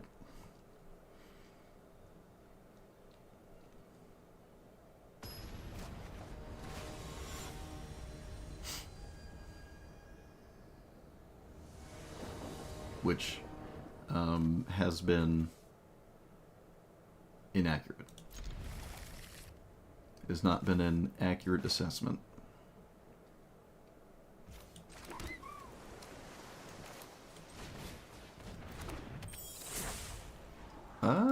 that's not great. Keep the land, though. So if I, like, steal Eureka or copy Eureka, I can play the game, maybe? Could be something there, honestly. This turn... Because I didn't play anything, I'm still just playing this, yeah.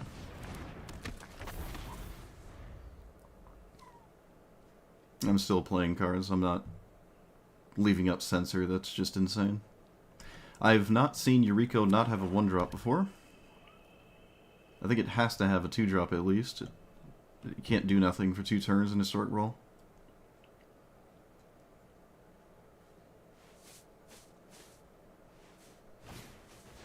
Okay. It is unfortunately a really good card, too. Think I'm still swinging into it. Yeah, we're still swinging into it. It's only 1 damage, I don't see why they would care anyways. And I'll just play... Mocking... Oof. Yeah, this turn is just ugly. This whole turn's ugly.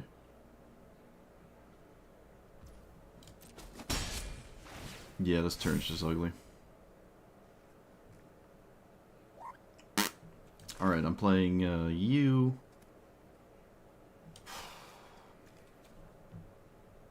Alright, I guess we're not doing anything. We'll just, we have these, I guess.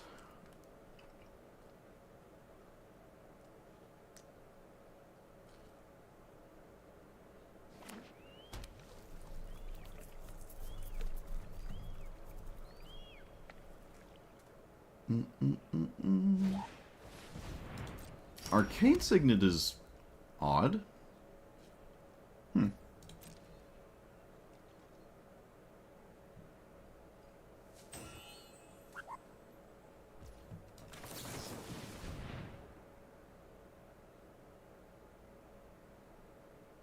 I think I'm respecting Wash Away this whole game. Unless I just can't afford to. I'm not sure if Censor has value anymore. I do want to hit a land, although it's not super crucial. But I don't think Censor's doing that much. This is the slowest I've ever seen Eureka by a landslide. And I don't mean my opponent holding priority for 10 years. I mean the other reason that Eureka hasn't been in play yet.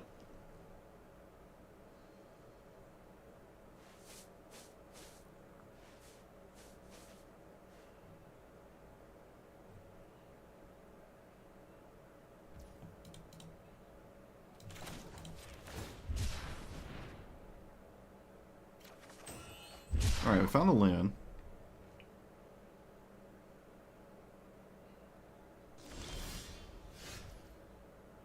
What is fundamentally over if I play this? We don't lose the game if it gets countered, so we can cast it.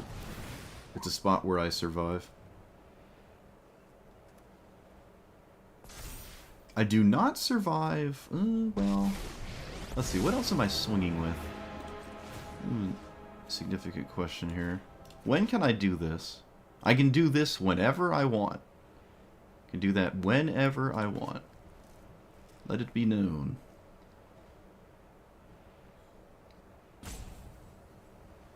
Okay, looks like they're just gonna kill it, though.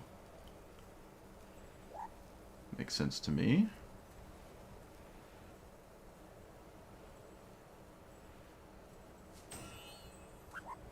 Oh, they're gonna kill... They have Bitter Blossom? Bitter whatever? Okay, well, I guess they didn't kill it. I'm not gonna swing... because I die to a removal spell. I almost straight up lose the game to a removal spell, actually. So... And I don't know if 2 damage is even getting me anywhere.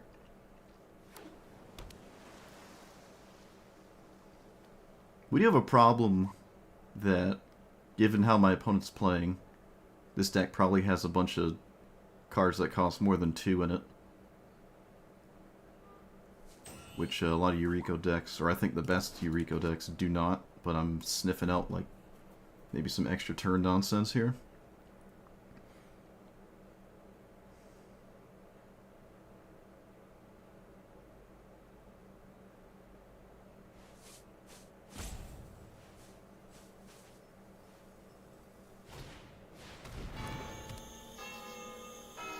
Okay, that's not quite what I expected.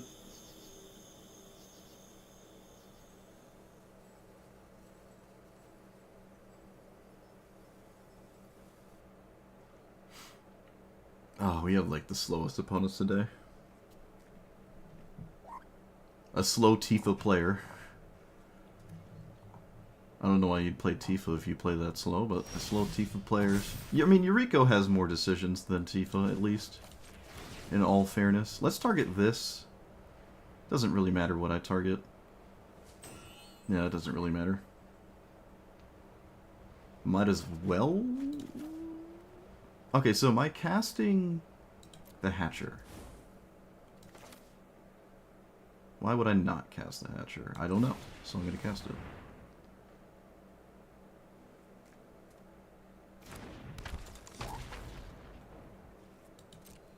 Swing with 2 creatures or just 1? Probably just this one. Yeah, this is fine. Can see what happens after combat. This is not a game, again, where the infinite 2/1s just win the game.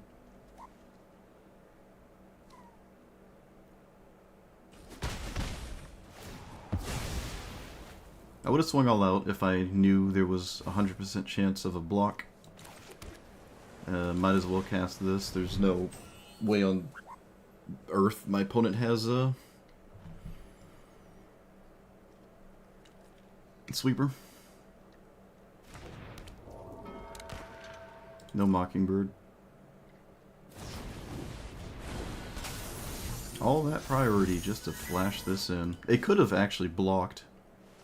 It does block high flyers. Or it's a high... I call them high flyers. When flyers can only block other flyers. Because it can't block anything else.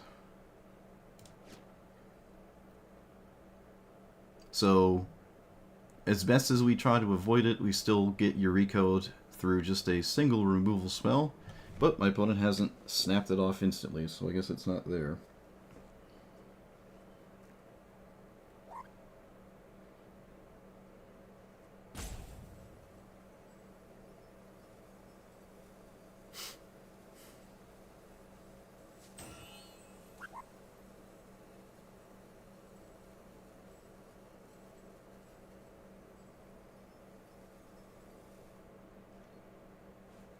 Ugh.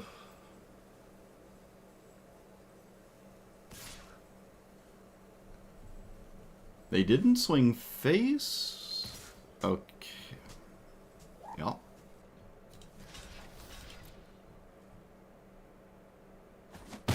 Uh-huh.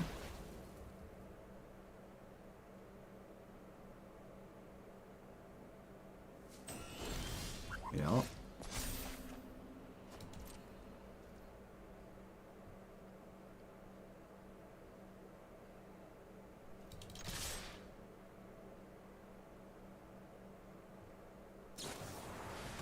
Okay. Well, at least I didn't have to contemplate that.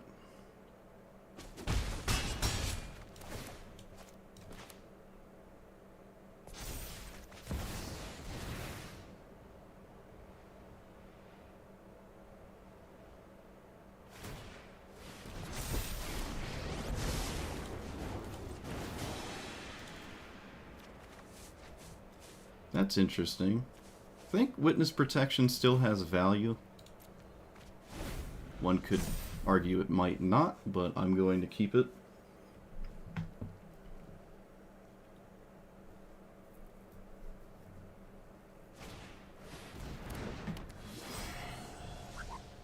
Okay.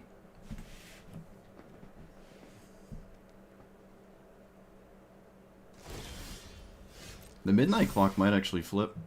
That's kind of funny. So, plus here, probably witness protection, the wonder. Yeah, I think that's somewhat of a good idea. Do I want to land?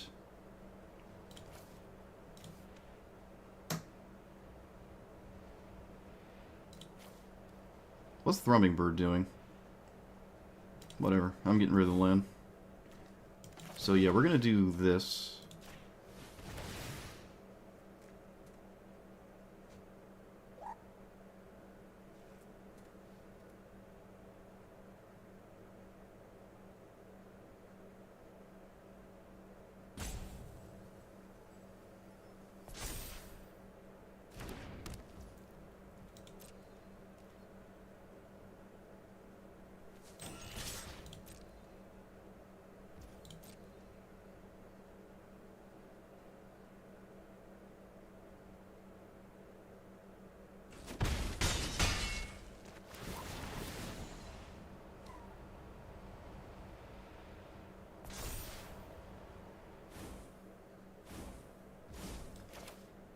Yeah, it's been good so far. Which is funny. I've never seen it played in my life. Just bumped into it looking through all the cards in the game. Still no Mockingbird.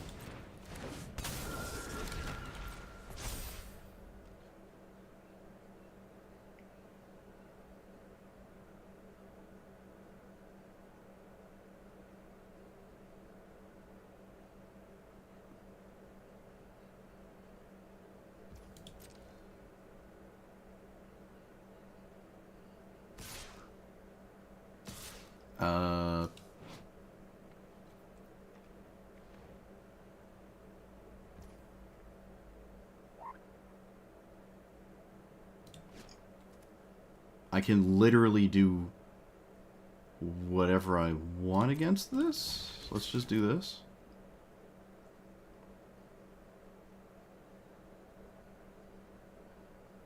If you ninjutsu, it didn't go face. It didn't go face.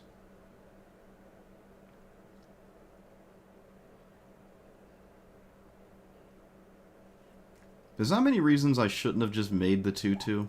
So maybe I should have made the 2-2. Yeah, I guess I should have made the 2-2.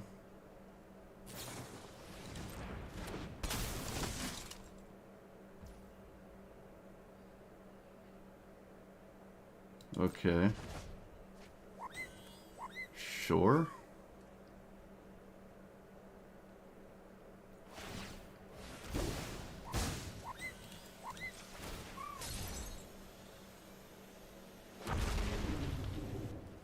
This does not stop the Kaito ultimate, or does it?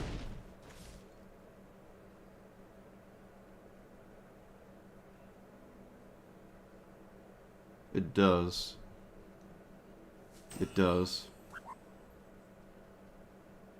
Alright, yeah, I guess I... Oh, wait, no it doesn't, does it? They lose both their creatures? They have to block with 2 creatures. They have to block with 2 creatures. So... I think this is fine. And they're left behind with just 1 creature. So I think this works out. Another target creature you control can't be blocked except by spirits. Oh, you've got to be kidding me. Alright, yeah, I can't make the Throbbing Bird unblockable. Yeah, I can't do that, so...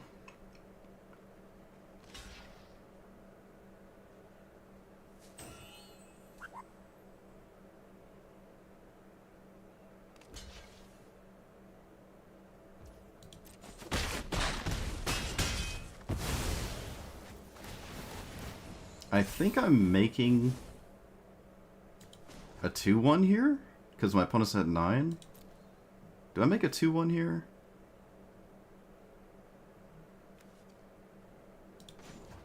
No, I do not make a 2-1 here.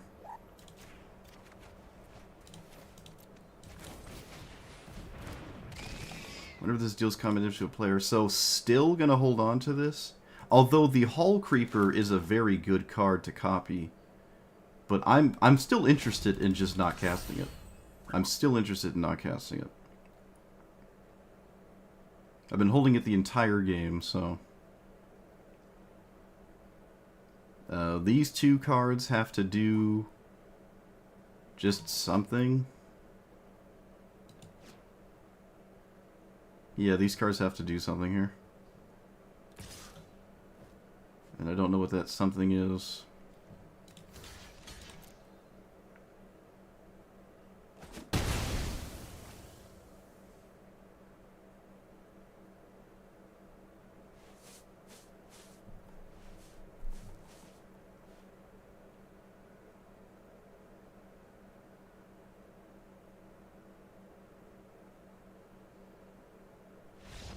Alright, get wrecked. I'm surprised someone who played... That person played very slow. Very, very slow. Kind of painful. Had a lot of slow opponents today. But hey, some people just take more time than others. It is what it is. But, yeah, kind of crazy. This is nuts. I don't know why Yuriko thinks it's getting to this, ever. It's not getting to this. This is the slowest game, the longest game, and I guess, yeah, the slowest game I've ever played against Yuriko. I don't know why any Yuriko player expects this to flip. It seems extremely unrealistic. It also was playing a lot of cheaper stuff, so maybe it doesn't have a bunch of really expensive spells just for the sake of this trigger. They didn't cast it out of the command zone a single time. Crazy. Yeah, this Drake Hatcher has been nuts. But yeah, I should have made a 2-2 earlier. I should have made 2-2 earlier.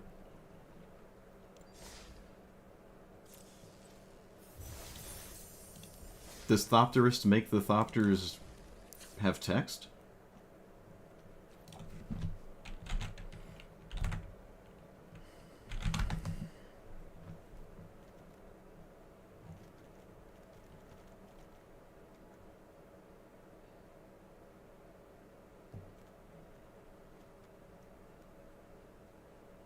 No, I guess it does. Yeah, why not? It's one of those cards that wins the game when it's left alone. I forgot it existed. Again. Keep doing that.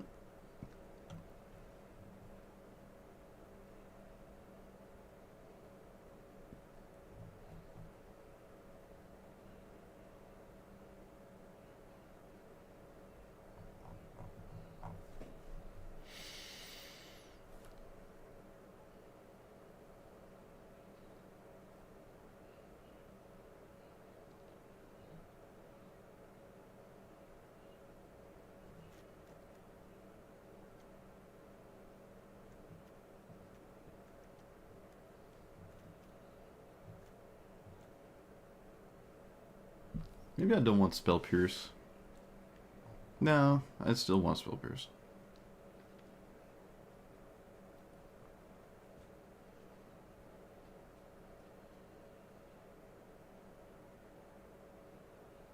Maybe I don't want Stern Scolding?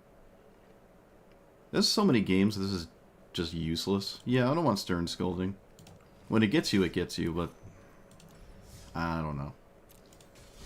It's not reliably dealing with Minidorks, which is the best thing you have to consider playing against, I would argue. Well, we beat Yuriko. Let it be known.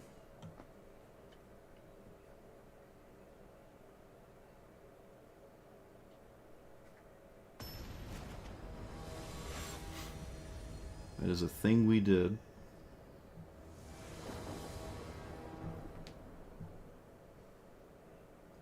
This gets rid of maybe Essence Capture.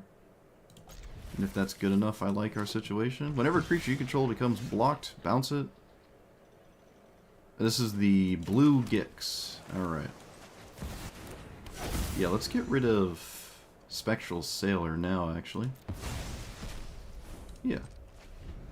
I wonder if my opponent respects anything, because I didn't actually tap the Mox. Okay, apparently not. I can't cast my commander, though. But in a mono-blue tempo game, might not matter. Let's see.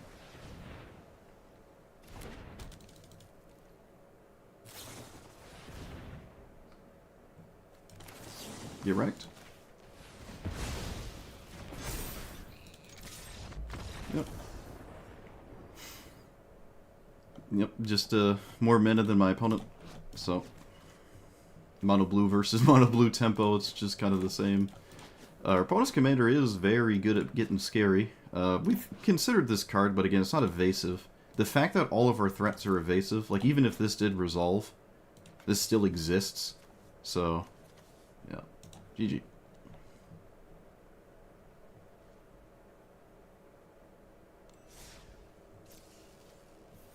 That's about how most mono blue tempo games end. We were just on the good side of it.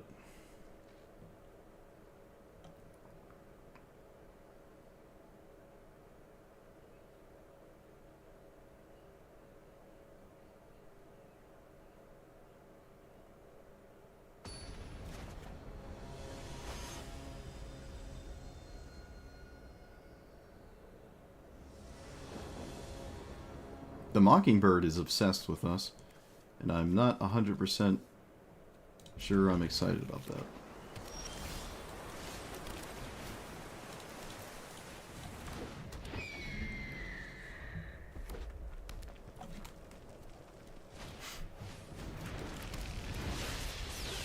Counterspell? Hey, actually drew it. Look at that.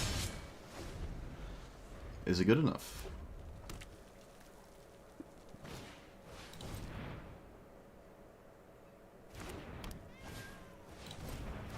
Holy mana rocks, Batman.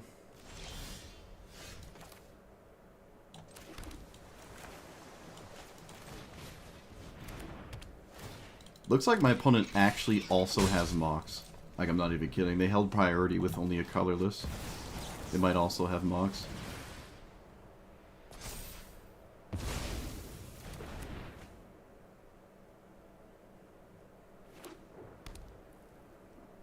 Yeah, it looks like they do. Do you counter this? Apparently. Oh, no. Suppose defending VV is about kind of the same. Let's get rid of you.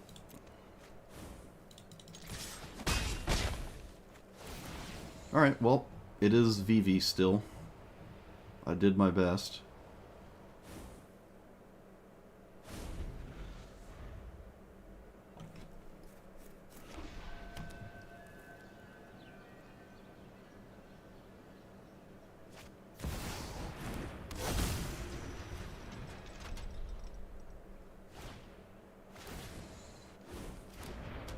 There's only one card left.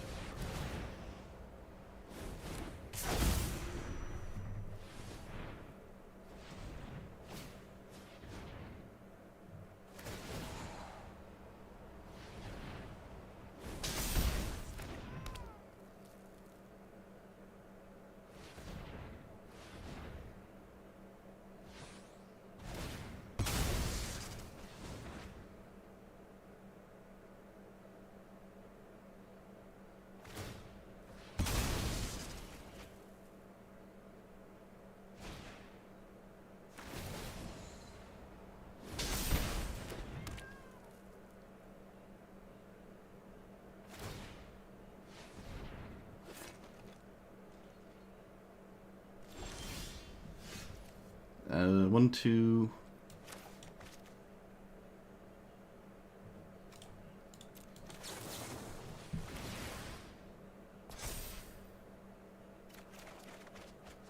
Okay, didn't draw anything significant. I don't think anything matters.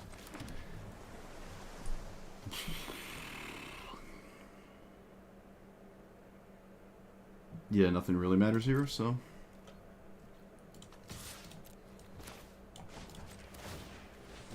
I'm at the mercy of my opponent's, whatever they've got.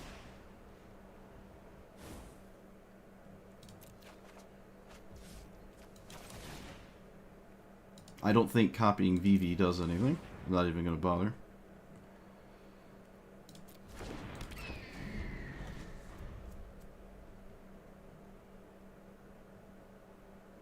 In some insane universe, I could maybe get the ultimate. But again, the ultimate doesn't matter. My opponent could give me infinite 2-1s. I can still just simply die. So, I don't think that matters.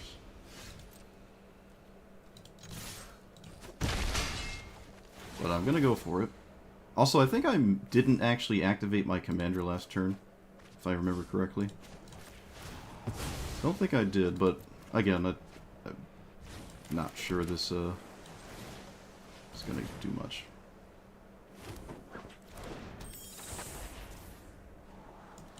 Well, that's a card. Can I get to it right now in any way? I cannot. There's just no way to get to it. No, there's no way to get to it. Alright, so play random stuff and pretend like it matters.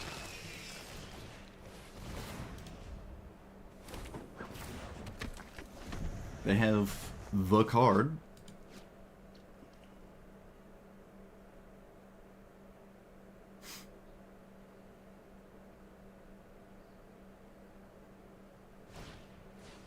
Sure.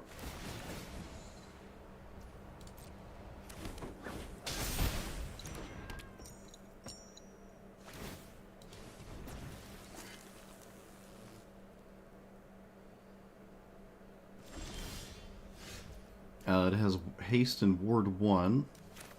I really don't know if this even wins the game to do this, but I'm going to try to put that there.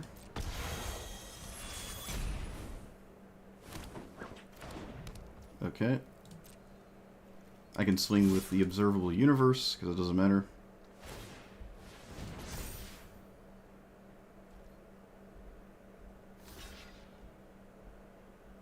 Does that flip into a... No, it doesn't. Why did they activate that? Guess we'll find out. They activated it and didn't block with it. If I played this last turn, my opponent was still alive.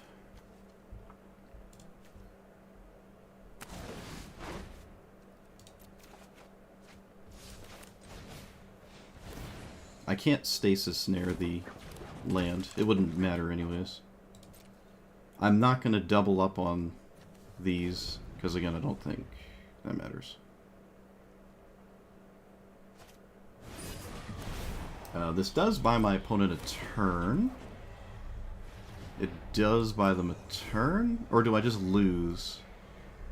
Do I just lose to this? I do, don't I?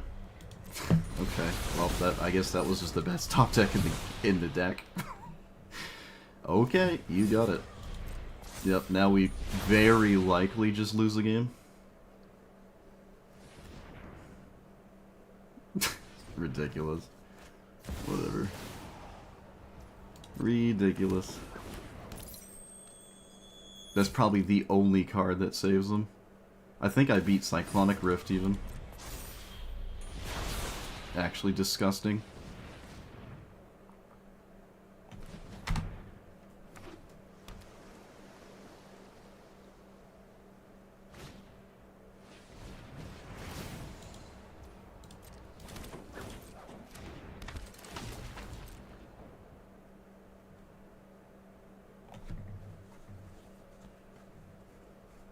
Yep, this is the only card that beat me. I don't know if there's any conceivable way to do anything at all.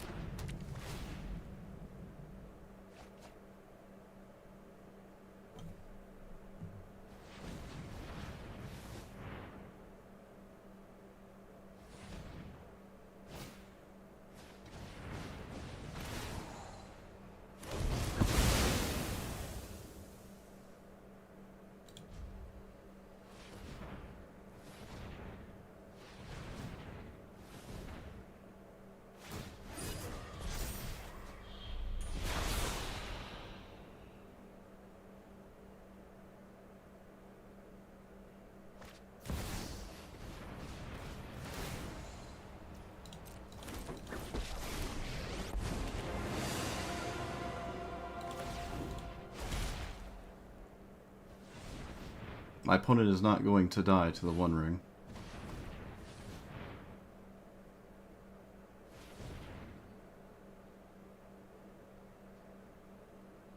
If they do, that would be actually insane.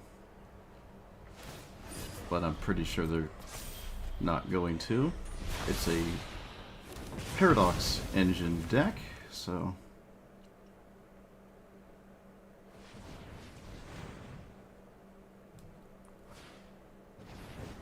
There's like a 2% chance, maybe?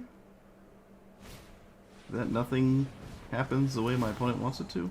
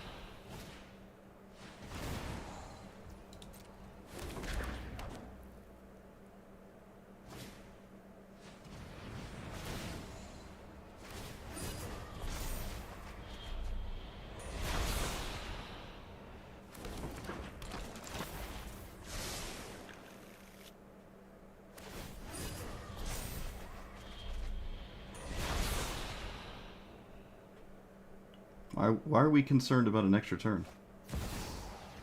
Why are we concerned about an extra turn? That doesn't do anything for the opponent here.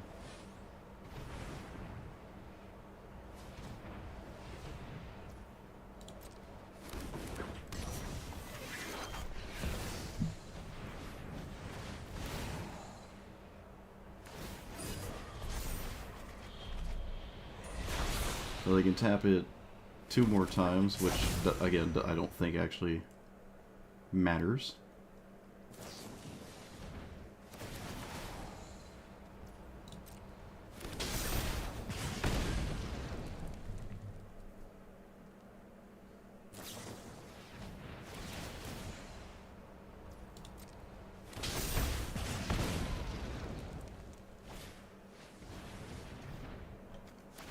Cool.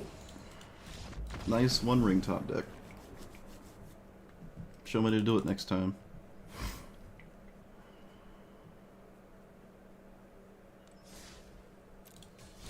The only card in my opponent's deck that wins the game.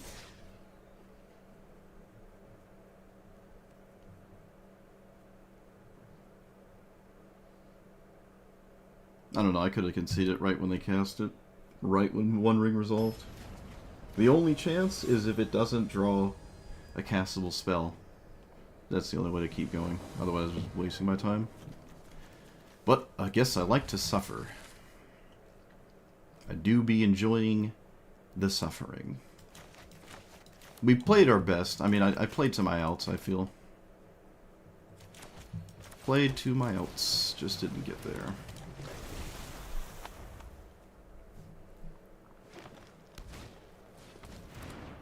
Well, this would have been instantly over if I was on the draw. Do I cast this? No, I don't think so. I think I just passed the turn because Linear Rails exists.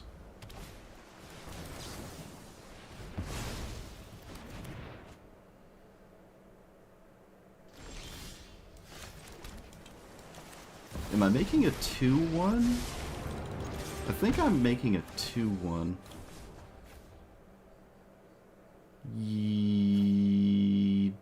Yeah, we're making a 2-1 here, because our whole hand is actually kind of valuable against a blue-green deck. Like, Commandeer could be potentially insane. Okay, well, didn't expect them to do Stone Cold Nothing there, but certainly take it.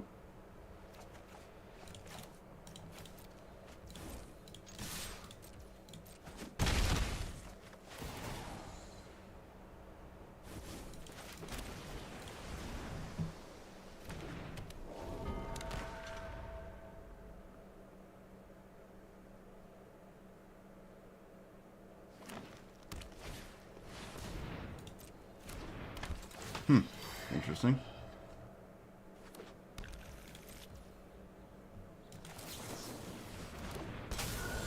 Opponent can block, but it's a trade. That feels probably pretty bad.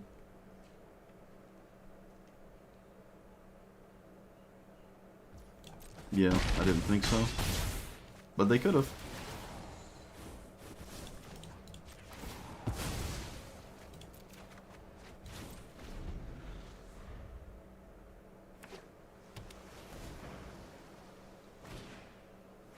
Flood of Tears? That is not a solution to my stuff. So, you got it. Yeah, that's... I'm not countering that. If they play the Limerals, I get a 2-1. So... I'm just never countering that Flood. We are good against those kinds of cards. Let's play this. And this. Could also play this, but nah. We have, like, kind of inevitability. Sphinx of the what? We both draw 3? Because it doesn't... I'm just gonna let it resolve. I'm just gonna let it resolve. Also, I only draw 1, not 3. That would be funny if I did draw 3, though. I've never seen this card cast, ever. Yeah, I mean, I let them resolve a 6-drop. It doesn't matter. Unless it's going to crush me, there's no reason to make any kind of move. If my opponent was totally tapped out after they cast that, and there was no other mana to be played or anything, I think I'd counter this. But my opponent could still also have, like, Mox, whatever, and that could matter. So, I know it draws cards, but it's just not worth it. Like, let's say I did counter it, I would get another 2-1. They have no blockers. It's very difficult to come out of this, but again, might as well just not cast my spells if I don't absolutely have to.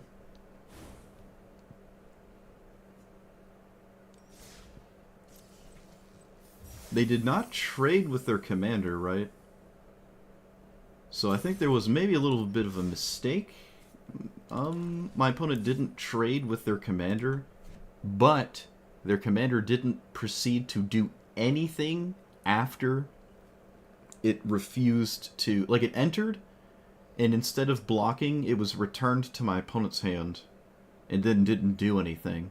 So it needed to block, because then it would have actually done something, which is stop my commander from ultimating. Now, that doesn't get them out of it long term, but they probably want it to do that. Yeah. It's another game where Commandeer was teetering on the edge of being really gross. Again, the spell just didn't get there. But free spells and decks like this are just amazing. Why did I go back to the deck building thing? I don't know, I guess I'm just so used to doing that. Well, now that I'm here,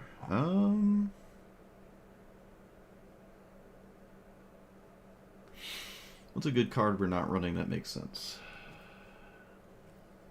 Can't look up on EDH Rec commanders that are planeswalkers, because that's not EDH legal. But this would be a spot where I'd maybe start to look for more interesting things I'm just obviously not thinking about. I wouldn't mind 5 more creatures. Anywhere from maybe 3 to 5. Creatures that are good to specify.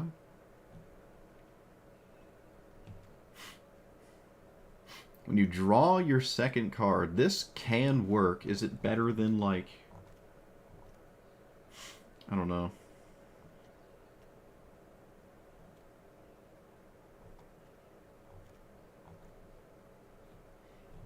Probably none of the 1-drops.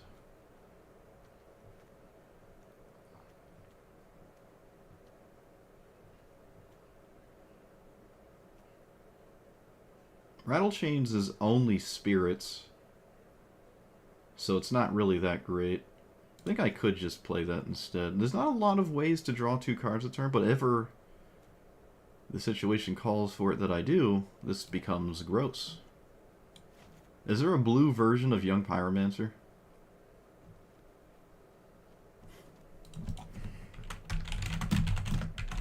What makes flying tokens?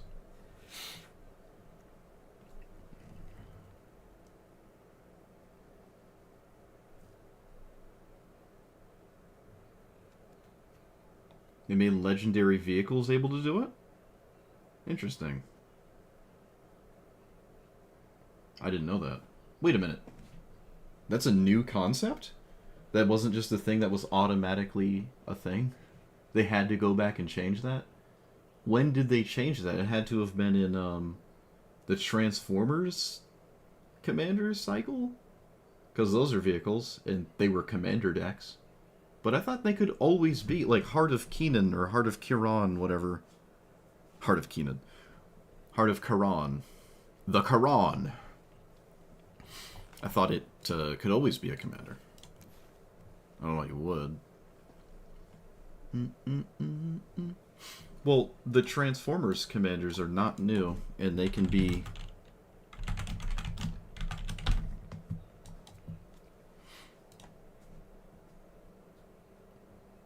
Oh, they're not vehicles.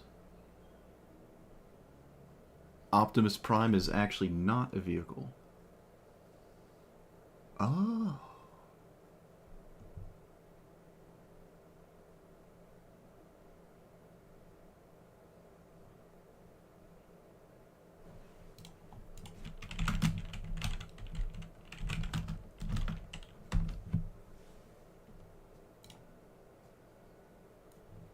I thought you could always do it.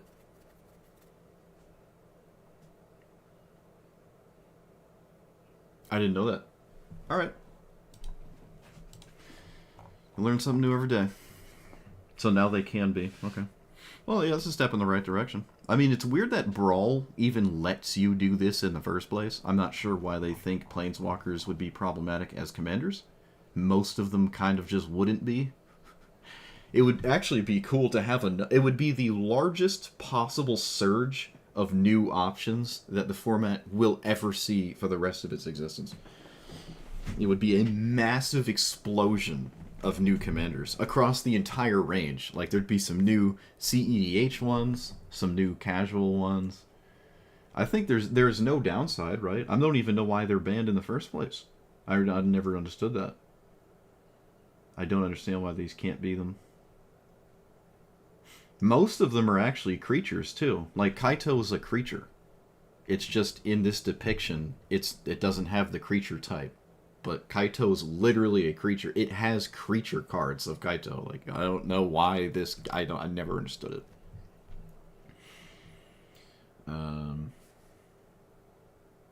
Never understood it.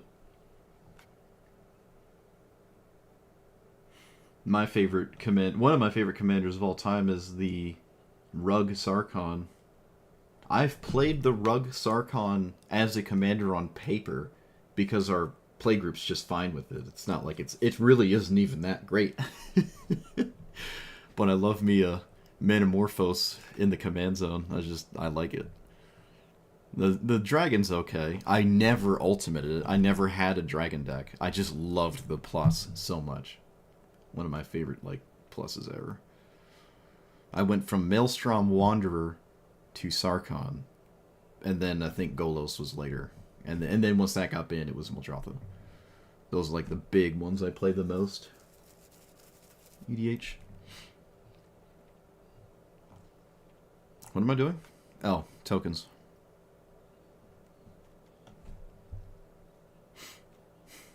Yeah, I got sniffles.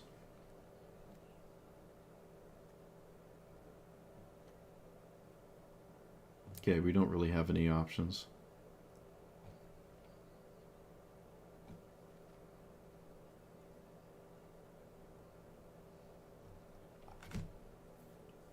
No flying tokens, at least.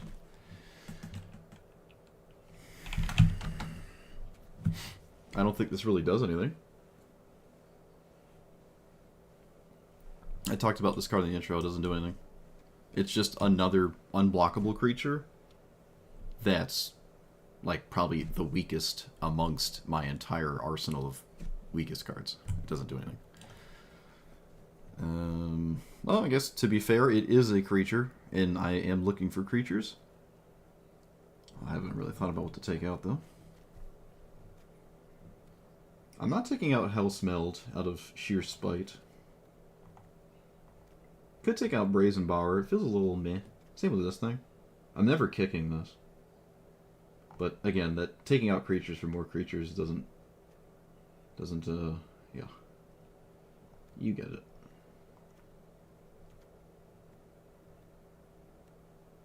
We're never overloading Cyclonic Rift, and then at that point it's kind of worse than Blink. What about Essence Flux? Not really flickering anything.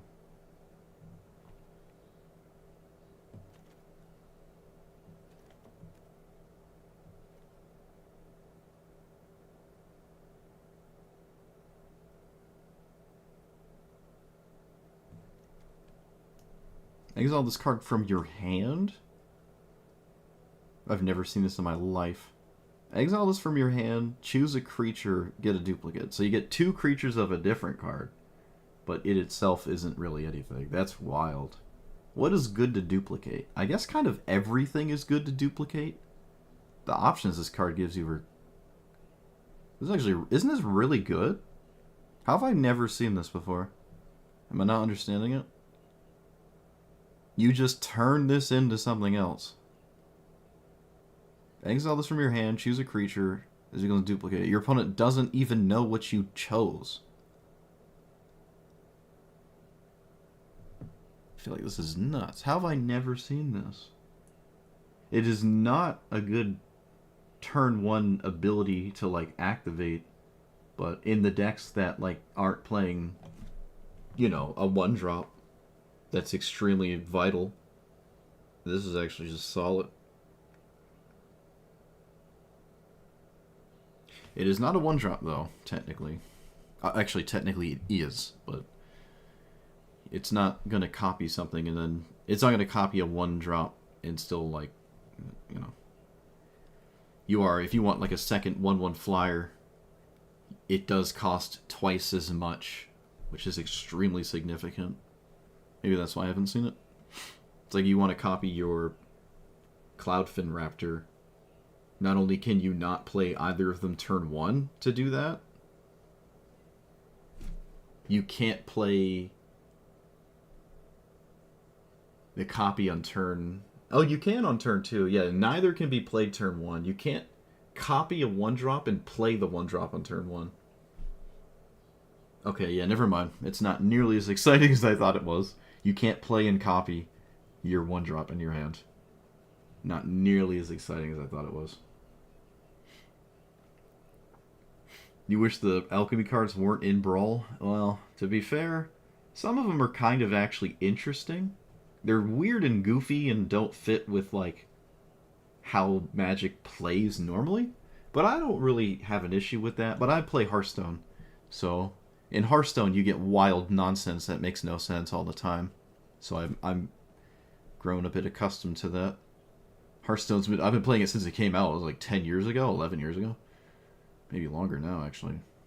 I've always played Hearthstone. So I'm used to the goofy, wacky nonsense. But, yeah, for other people, it definitely doesn't feel like it fits. I have more of an issue with the cards that are real, like Mana Drain and Dark Ritual, than I do these fake cards that aren't real. Especially the ones that are just really innocent. Like, Seek New Knowledge isn't broken. It's just a card.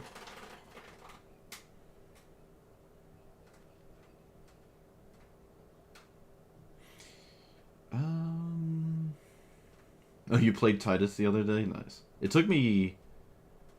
I uploaded that 2 days late, I think. I didn't mean to do that. I think I uploaded it at least 1 day late, the video. Wait, did I upload this today? Yeah, it was this morning. Thieving Skydiver? I don't know if I own that. That's the one that steals artifacts? No, I don't own that. It's also not... It doesn't have like a really relevant text box to me.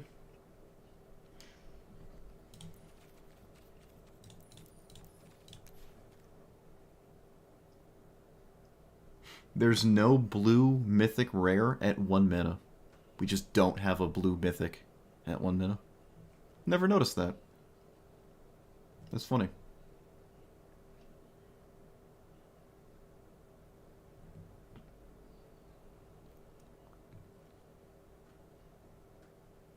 This does not feel like a mythic. Copy target instant or sorcery. Draw and discard. Yeah, this is okay. This is okay. Not really using the text box too much. Though the draw discard is definitely nice. Prowess doesn't matter that much, though. Maybe we can get away with this card here. I don't know.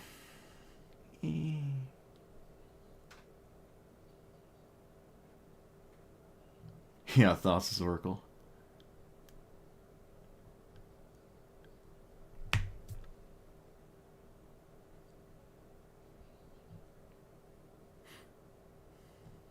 Yeah, I don't think Explorer Brawl would solve much. Well, I don't know. It's different enough. Maybe not necessary. Too many formats, and then your queue time is 20 minutes because you cut the player base in half. There's millions of people playing Magic, though, I'm sure.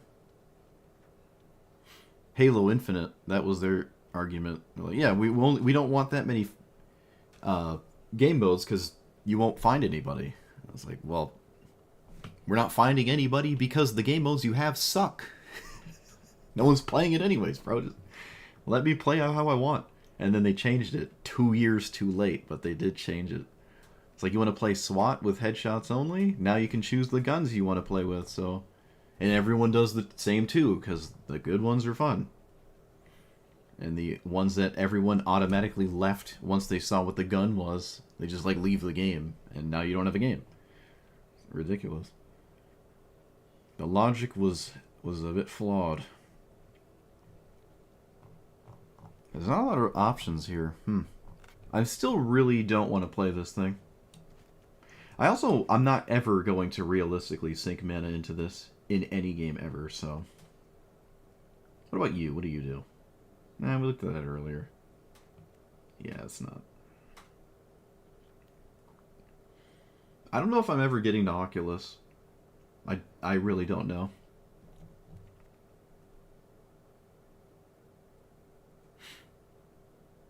No, I don't like Beastbinder. Ooh, that looks cool.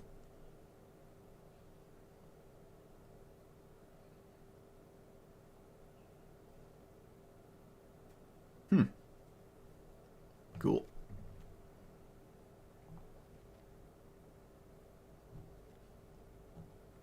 Oculus is a 3-drop, right? Did I take out Dig Through Time? I did.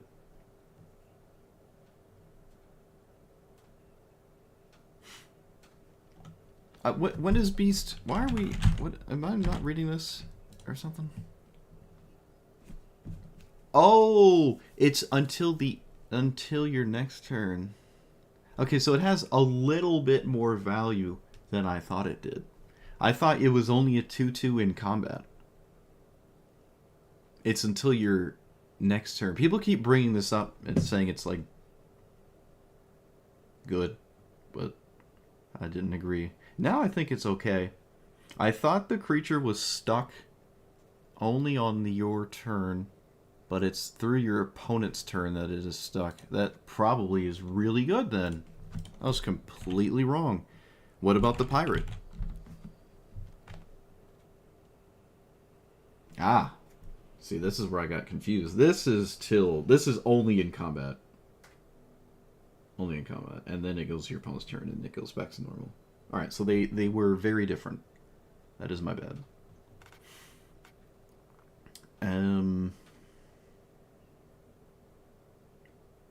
Yeah, stock up could be interesting, but Kaito is already there, so not really. Stock up was one of the first cards in here and one of the first cards out. Kaito is the turn 3 thing that cares about cards. Because it has to be. Vehicles have stuff. Whenever a vehicle crewed by this gets things with stuff, stuff happens. Never seen this in my life. You got it.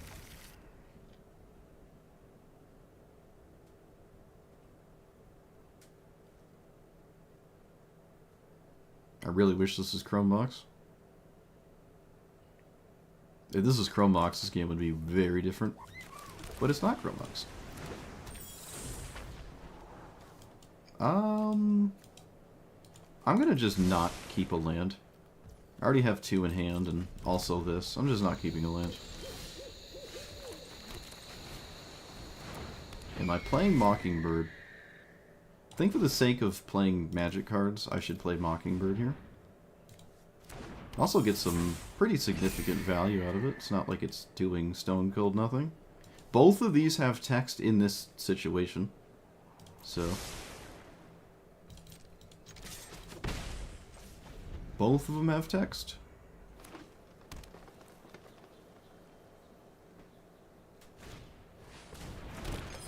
Cool, cool. I like it. This cruise is a 3-2. Is this a legendary? No. I feel like I kind of lose the game if I let him crew. So, unfortunately, I think I'm doing nothing. But that means I'm doing nothing next turn as well. Alright.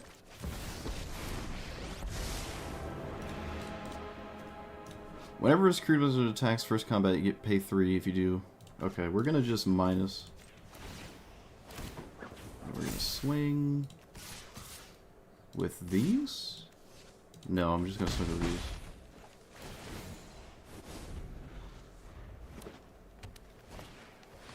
Okay, they didn't even hesitate. But they did not use it. A bit fascinating to me. Both it and the thing have reach. Both the cards in my hand are good, so...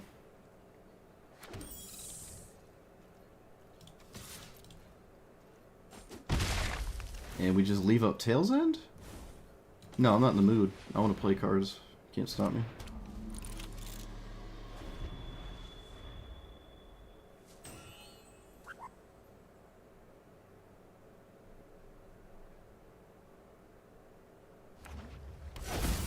What is that? Okay, well they had Cavern of Souls anyways, so... silly me thinking I could do anything at all with the Tail's End.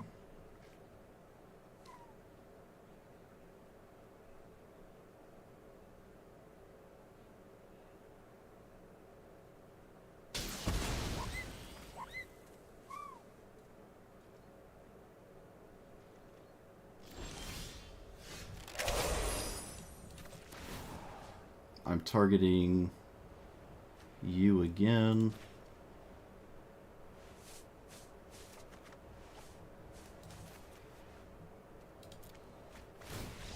Alright, we did it.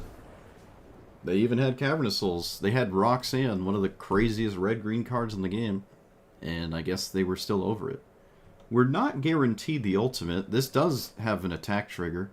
They can just pressure my creatures by actually swinging at me. I can't get through all of this reach, except with a little bit of chip damage with unblockable. So, I feel like my opponent was kind of okay. Not in the best spot, but if Tail's End, which, unless it's a cat, if this could actually do something, and so could this, not by as significant as a degree, but I don't think my opponent was in that bad of a spot. Alright. Like, Roxanne gets to shock something and swing as a 3/4. Like, that's... I'm just... My stuff's getting chewed apart there, I feel.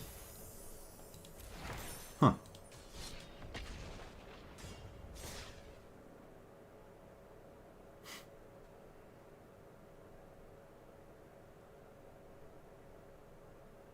You never really shut off a Mox, though. And I can't say I care too much about equipment, but yeah, I guess. We shut off the things that don't really matter with those two. I mean, the board state was fine, though. Like, they're just kind of fine. They can draw out of it, I feel. I don't know. I'm not conceding there. I'm not conceding there. You are not getting me to concede there. There's a good chance I cycle this sensor because, boy, do I need stuff.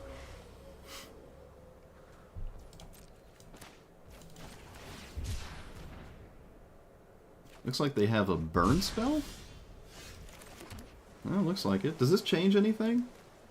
Yeah, it actually does. That's a good draw, I think. I think that's a good draw.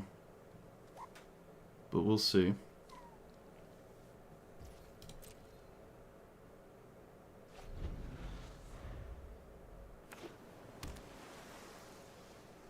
Let's do this in combat. Play around Mana Drain.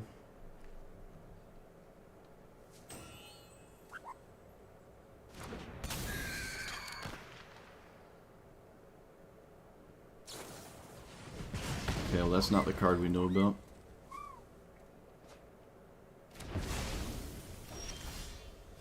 Didn't draw a land, so we teetering on the edge of instantly losing because of that.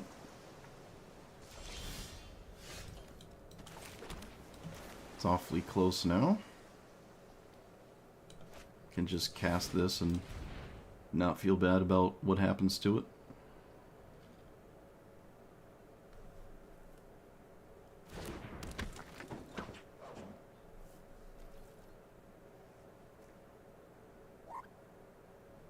I'm kind of hoping that spell is a 1-mana burn. Okay, it looks like it probably was.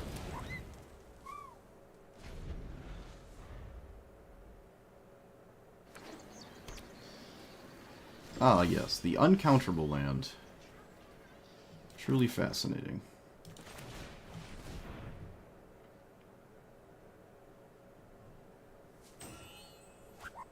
Oh, look, it's Mana Drain. I did my best, chat. I did my best. I totally played around it. Fun. Well, that was the most non-game we've had all day. I'll take it. I'll take it. That's fine. We were overdue for the non-game where nothing either player did mattered. We were overdue for it. Besides the mulligan, obviously. Besides the mulligan. That will always matter, I guess.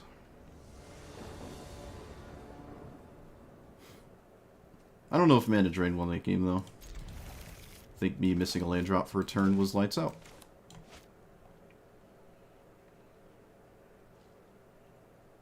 Mana Drain certainly didn't help. We're going to turn to that. And this is a Codas deck, so Commandeer has value. But I'm not sure the Codas matchup itself demands Commandeer. I feel like probably not. Most scenarios, I would argue, most assuredly, it does not.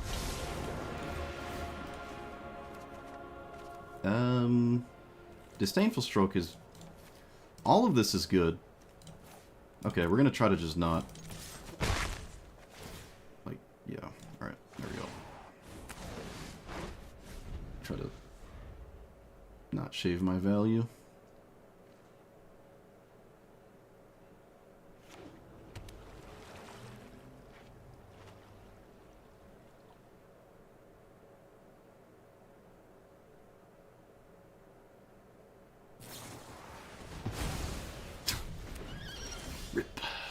Yep.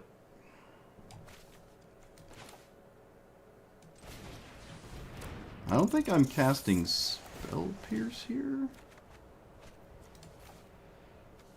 Okay, I'm not casting that card.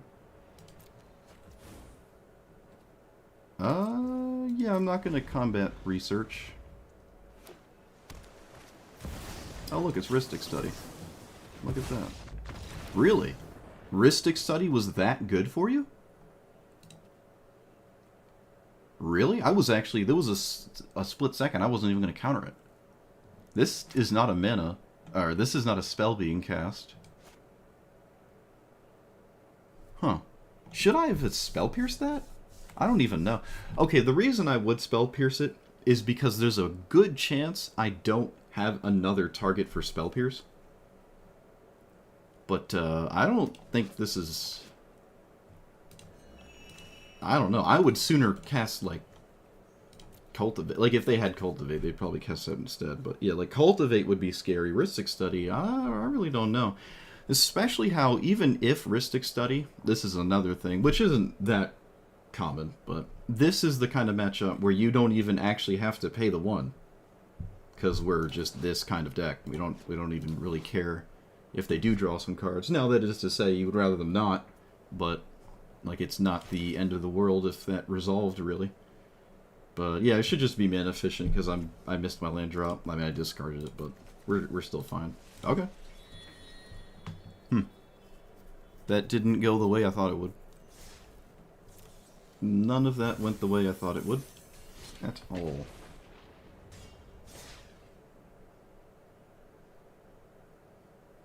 I hadn't seen Codus in quite a while. What is Codus doing against, like, VVs? I don't even know. Just Sultai nonsense, I guess? Oh, it's Liliana. It's also the art that I think is new? You could only play, like, the squirrel for the longest time? It's one of my favorite cards. I love this card. I should play it again. Oh, but I don't have this art, though. I think it's a bajillion money. Sure.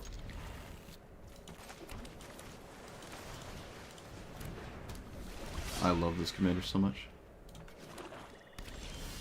I am going to... Oh, Spell Pierce first. There we go.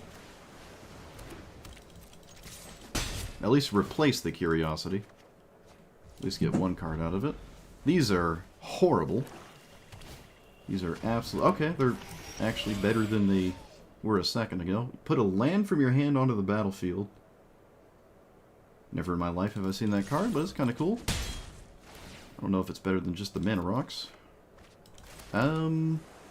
Is it tapped? It is not tapped. Okay. Just gonna make that not exist.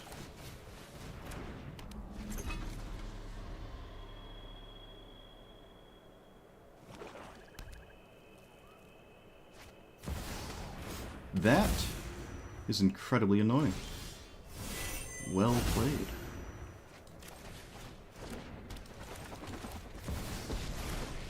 Alright.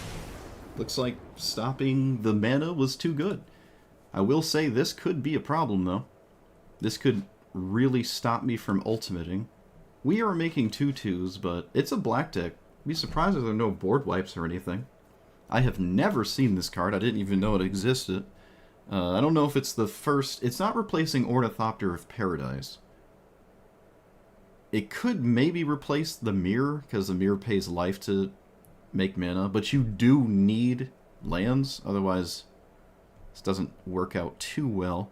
And then you have a boatload of mana rocks that are not creatures. Like, if this was Mind Stone, I couldn't Witness Protection it, so...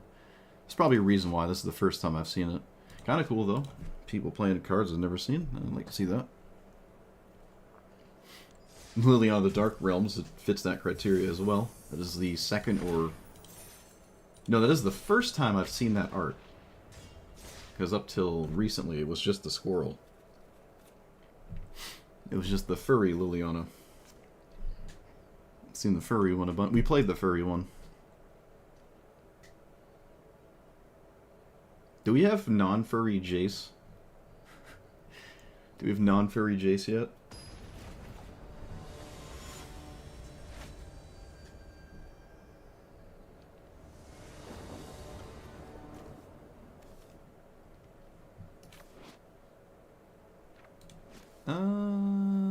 Yeah, this is fine.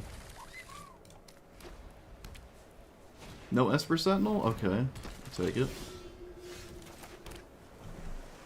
Okay. Oh boy.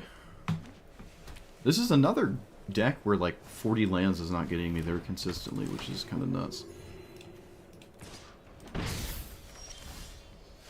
So, Ledger Shredder? Absolutely.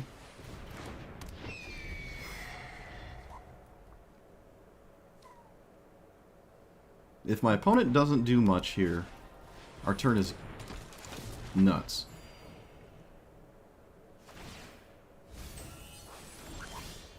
They drew us into a land. That's funny. Maybe I shouldn't have cracked that. I'm not casting Kaito, am I? No. Oh well, too late. I really want to cast a second one of these, but man, is it really nice to not lose the game because I tapped out. So let's go ahead and maybe avoid that.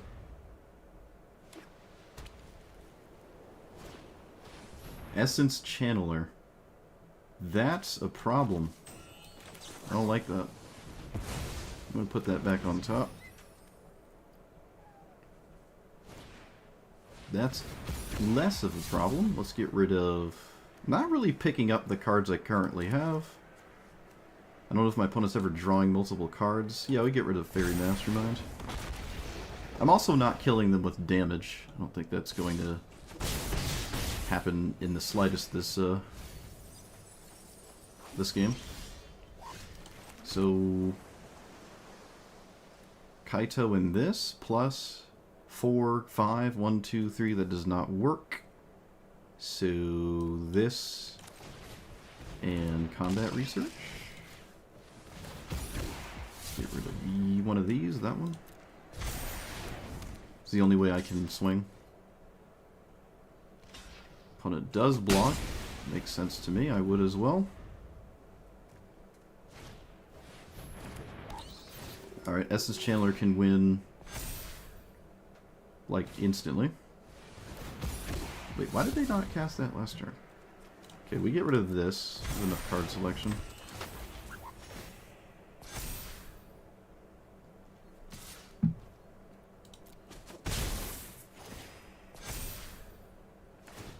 Oh, here comes the infinite 4/4s I can't answer. Yep, I think we just lost. Like, we just instantly lost. And it has nothing to do with the mill, for you mill enjoyers.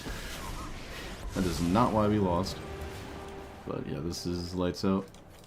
There's basically nothing at all I can do.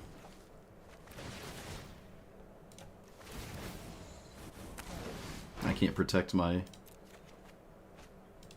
Yeah, just nothing I can... Ooh, well, does that help? It's got text on it. It has to go here. Get rid of you, you're irrelevant. Play this. Kaito is still dead in the water and they have 4/4s. Alright, the game's still over. Alright. Yep, too much life game. If we were on the play, this would have looked fairly different, but still kind of the same outcome. There are early things, like especially this. This being unstoppable, it's just over. And I have to deal with this first, so yeah, no, being on the play wouldn't have saved me. It wouldn't have saved me. No, the life gain and the mill did not matter.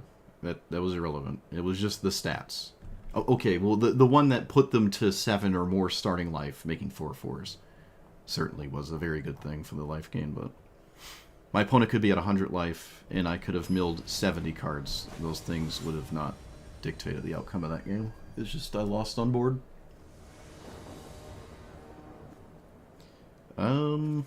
Sure. I've actually not cast this yet. Oh, it's this thing again. We played against it last time, right? I think they conceded instant. No, the one time we played against this, we had Cavern of Souls, and I guess I have it again. Except it is not really doing anything this time.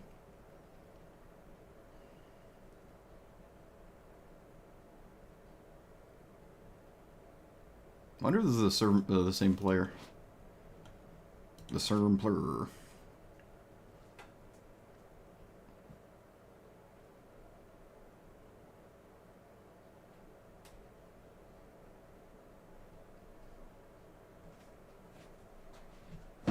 Do I pick up Hope? Probably. How many cards surveil in mono blue?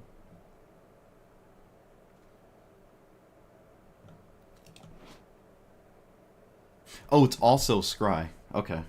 The floodgates opened. I thought it was just surveil. Never mind. I guess my opponent's just not here. They don't like playing against Kaito? Kaito's pretty innocent, isn't it? I feel like Kaito's innocent. No, I guess not.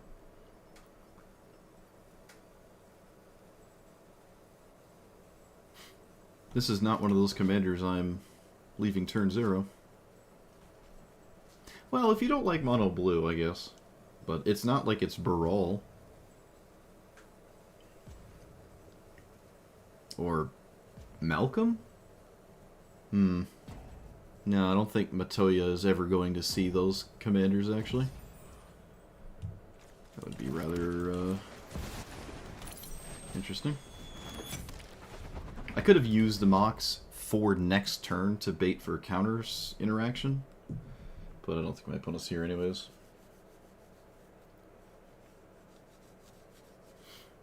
But yeah, we could have held Mox for next game.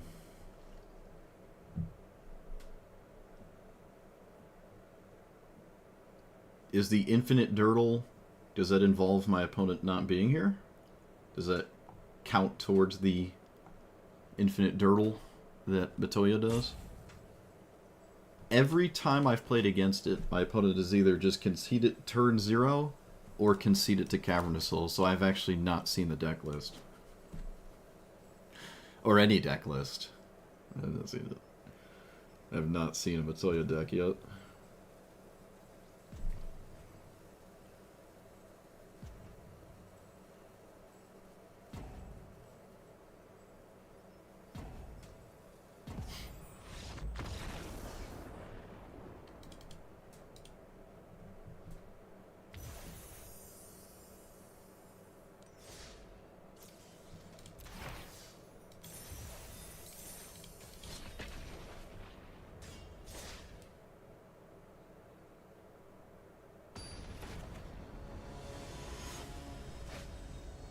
Uh-oh.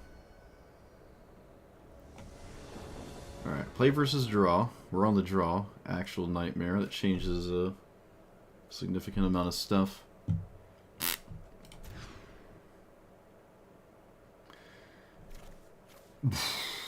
Oh, jeez. Whatever.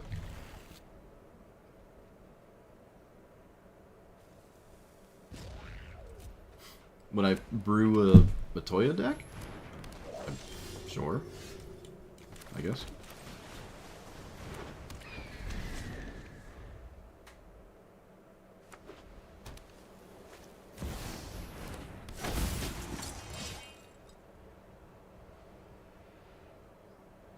I've played the worst commanders in the game for YouTube, so I don't see why I wouldn't play that one. I haven't played it yet. I've played every commander once. Most commanders. I won't play the ones that I think are unplayable. I won't play those. And they do exist, as much as the unplayable enjoyers think they do not. Also, my opponent had to think about the protection from blue for some reason. Fascinating. Let's do nothing. And then lose anyways.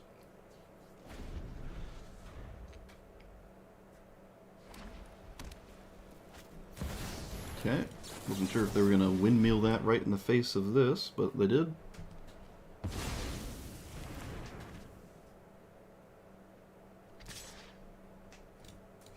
Still not, by any stretch, winning this game. Yep.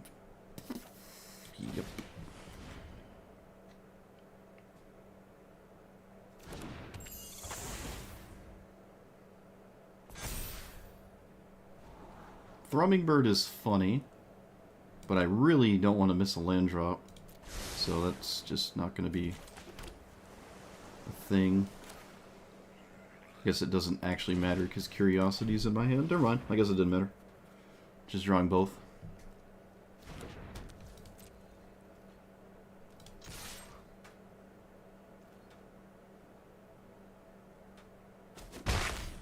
Oh man, this Giver Rune's really putting in some priority work. Look at that.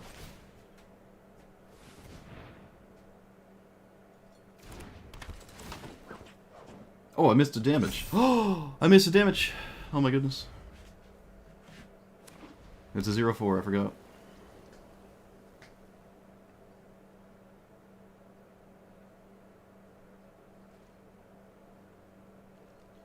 There's no way you have nothing. Unbelievable. Okay, so it must now be Reprieve. I don't have any reason to play around Reprieve. Actually, don't even really care if they have Reprieve.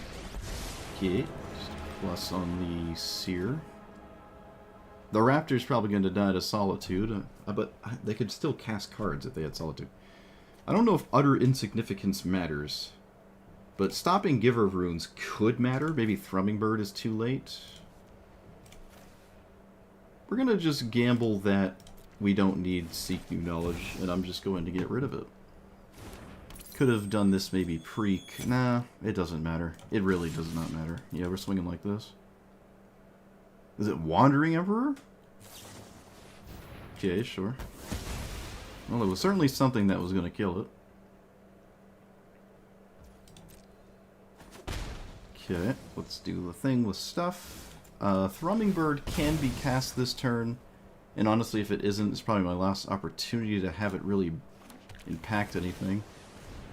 And stopping Giver Runes isn't fundamentally doing anything right now. But I should have swung, if this is my line. I should have swung with the 1-1. No, because then they tap the Giver. No, they can't do that. Okay, never mind. That doesn't actually change much. Yeah, they're not even gonna... Yeah, okay. Okay, so it worked out as much as I could ask for, I guess. We're just doing this. I could make a 2-1. I think we survived the opener, which I'm not going to lie to you, I didn't think we would. I think I keep the land in hand for more Kaito loots. And protection means no attack. I have to deal actual damage, I can't just simply swing.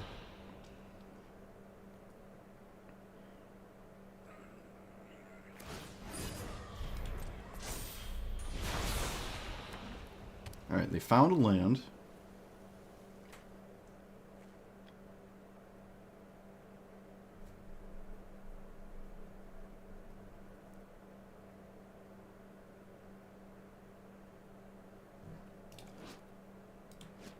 Yeah, I should have swung with the thing for sure. Alright, looks like it didn't matter. Wow. Okay. That was best case scenario. They took quite a while to find protection from Blue. Not really sure. It was like between this and Sword of Fire and Ice, but the reason they got this is maybe they just don't have Swords of Fire and Ice in their deck. Because that one, in my opinion, is way better. Like, the free shock is going to just wreck me, on top of it being protection from Blue. The drawing of cards, whatever, it's just the shock and the protection from Blue is devastating, but they didn't get that one. And they didn't respect a counter spell, although they probably just can't, because it's not like this is Stoneforge Mystic. Alright, I don't know. Just worked out, I guess. Didn't feel favorable. It just worked out. It do be working out sometimes. Alright. I think I'm actually done. I've had my fill of this, honestly. I think I've had my fill of this, and the 4-hour streams are getting really exhausting. I'm not normally doing that, but I have been doing it lately. I'm not gonna lie to you, but it's not normally what I like to do, to stream for 4 hours. I get hungry, alright? Gotta eat food. You know, do things. It's hard to edit 4 hours of content, or less than 4 because I'm not really editing my deck building. Anyways, yeah, we're done. So I like this. It is kind of cool to play like a mono blue beatdown tempo thing. I mean, if you're used to it, it was a huge thing in standard, like a mono blue, well, not this, but Siren Storm Tamer, Spectral Sailor, Curiosity effects like Curious Obsession. Like that's just been a thing for a while.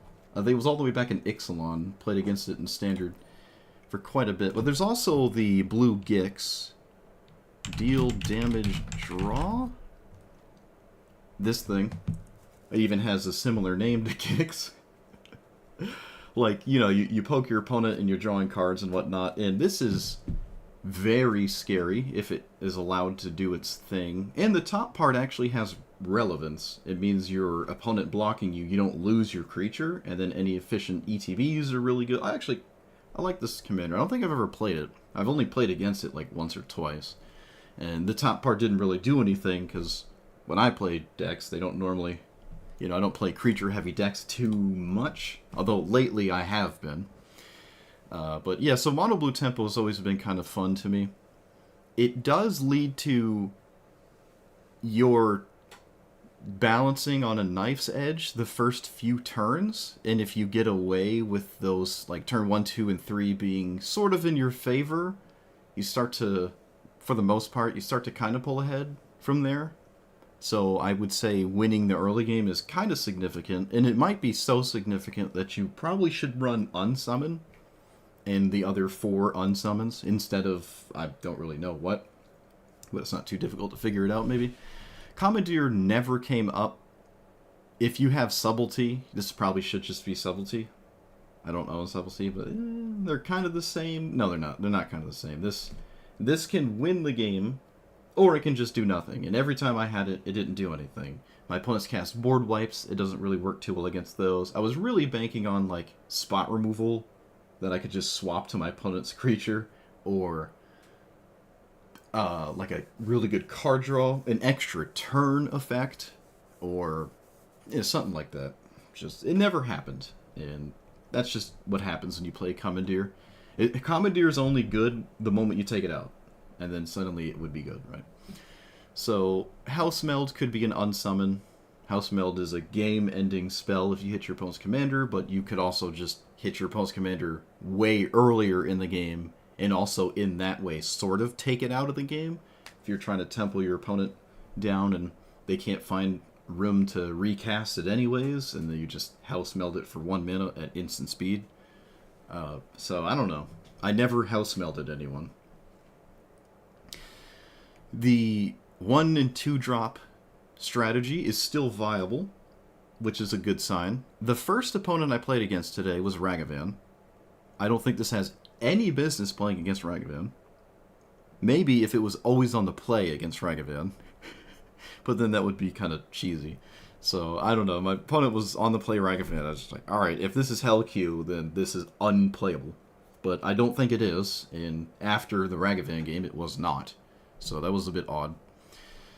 If Mana Drain was not in here, I don't know if I talked about that earlier in the beginning, but we don't generate that much colorless, efficient casting things. Like, let's say we add 3 mana to our mana pool, it's not really letting us get away with that much. You could probably weave in an extra spell and then leave out your instance again, so I don't know. Floating mana with Mana Drain. You could still make the argument if you cast it, your opponent just is going to concede, and they're not going to think about that you're probably one of the weakest Mana Drain decks.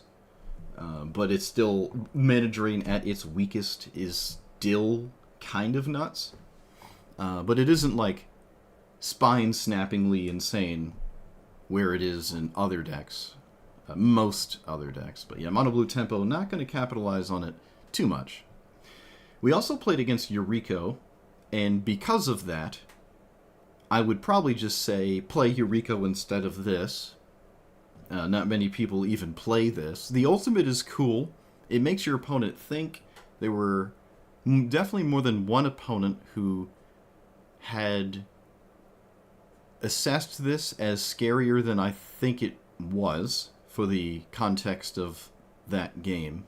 Like, my opponent tried to kill it or swing at it a bunch, and I felt like if they were swinging at me, I would have lost, but they were just scared of the things it was doing. It's not like it's bad. It's just, it's like kind of complementing your deck and sometimes looting into good things and making things unblockable. I did actually do the -2 a couple times. I thought I was never going to do that, but I did. The -9 didn't win every single time I did it. There was like 2 games I did the -9 and still lost. Or it might have just been 1 game I did the -9 and lost. Yeah, if you're against a storm deck, it doesn't matter. They don't care. They're just going to let you go to 250 tokens and still kill you. It doesn't matter. If they're like a combo deck, it doesn't matter.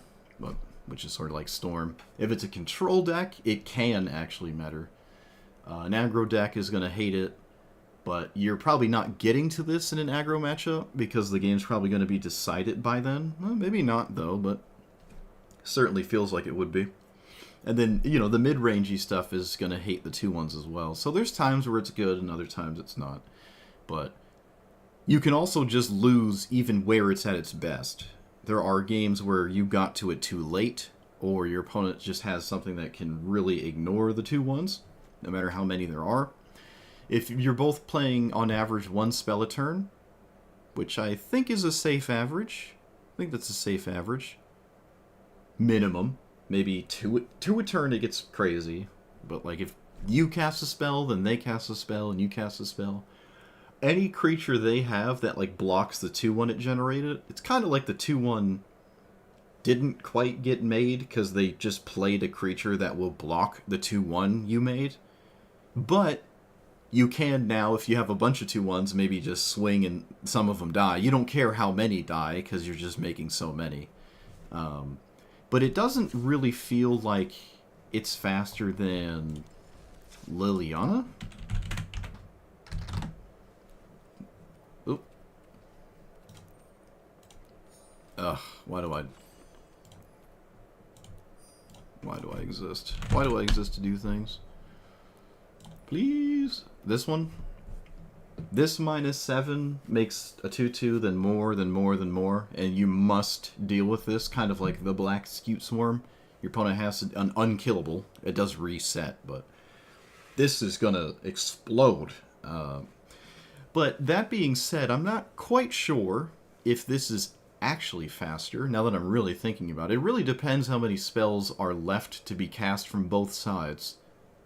If the game is still going, then spells are still going to be cast. Every time I did ultimate it, I did more or less make a critical mass of 2-1s.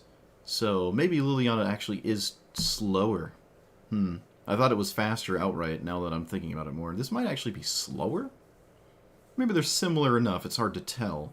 However, this is in bracket 1, bracket 5. So because it's against the sweatiest things, I guess it doesn't really matter. Doesn't matter. It also has Dark Ritual. You can play it turn 1, which is probably why it's in bracket 5 in the first place. You can just turn 1 Liliana and then just get to it so much faster than this is ever getting to this thing. That is to say, Chromox is very, very good. Chromox is insane. Probably the best card in the deck is Chromox, because it lets you do everything a turn faster. Very, very scary. Mana Dorks, if this was blue, you would probably play them because they do swing into your opponent when you're done tapping them for mana.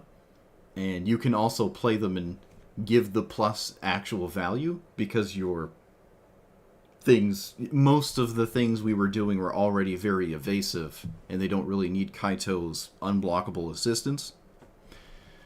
So yeah, Mana Dorks would be crazy here, but I keep talking about cards that are unplayable, Liliana and green stuff. I just like this, it's cool. But because Yuriko exists, I guess you just should play that one instead. It's not like we're dodging Yuriko. Boo, what? Huh? Hello? We're not dodging Yuriko when we're playing this. So you should probably just play Yuriko instead. Yuriko is extremely terrifying, happens faster, is somewhat uncounterable, and always costs the same mana. So if your opponent kills it, you're like, alright, just do it again later. Whereas if this dies, it costs 5, and I think it's kind of lights out once it costs 5. I was able to cast it at 5 a couple times, but it is very difficult to do that. It's extremely difficult to do that. And it's probably never going to be cast for 7, if the game is even still a thing at that point. So, yeah. But, yeah, I don't know. It's a fun strategy. I don't think this specifically brought anything new that other Mono Blue Tempo commanders bring. So if there are ones you think are better than this that would play essentially the same deck, I would probably just recommend those ones, assuming you don't care where you're bracketed. And because Yuriko's in the same bracket, well, you know. There were games I played that were against commanders I had never seen before, and I think they're probably even in a lower bracket than whatever Yuriko could ever see. So maybe that could matter to you. But all in all, yeah, it's pretty fun. I like it. You can play faster games if you know when you're screwed.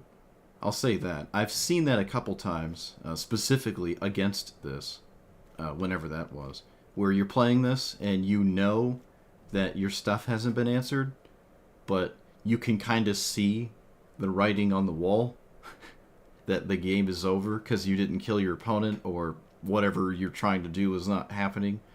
It could be like, oh, on board you're fine, but your opponent's one card away from winning, and everything crumbles. So, appreciating when it's time to concede with a deck like this will save you quite a lot of time. You know, it'll save you a lot of time, especially in a non-ranked format. It's not like conceding is going to hurt your rating or something, or unless MMR exists in this format, which it might. But that's just a little tidbit there.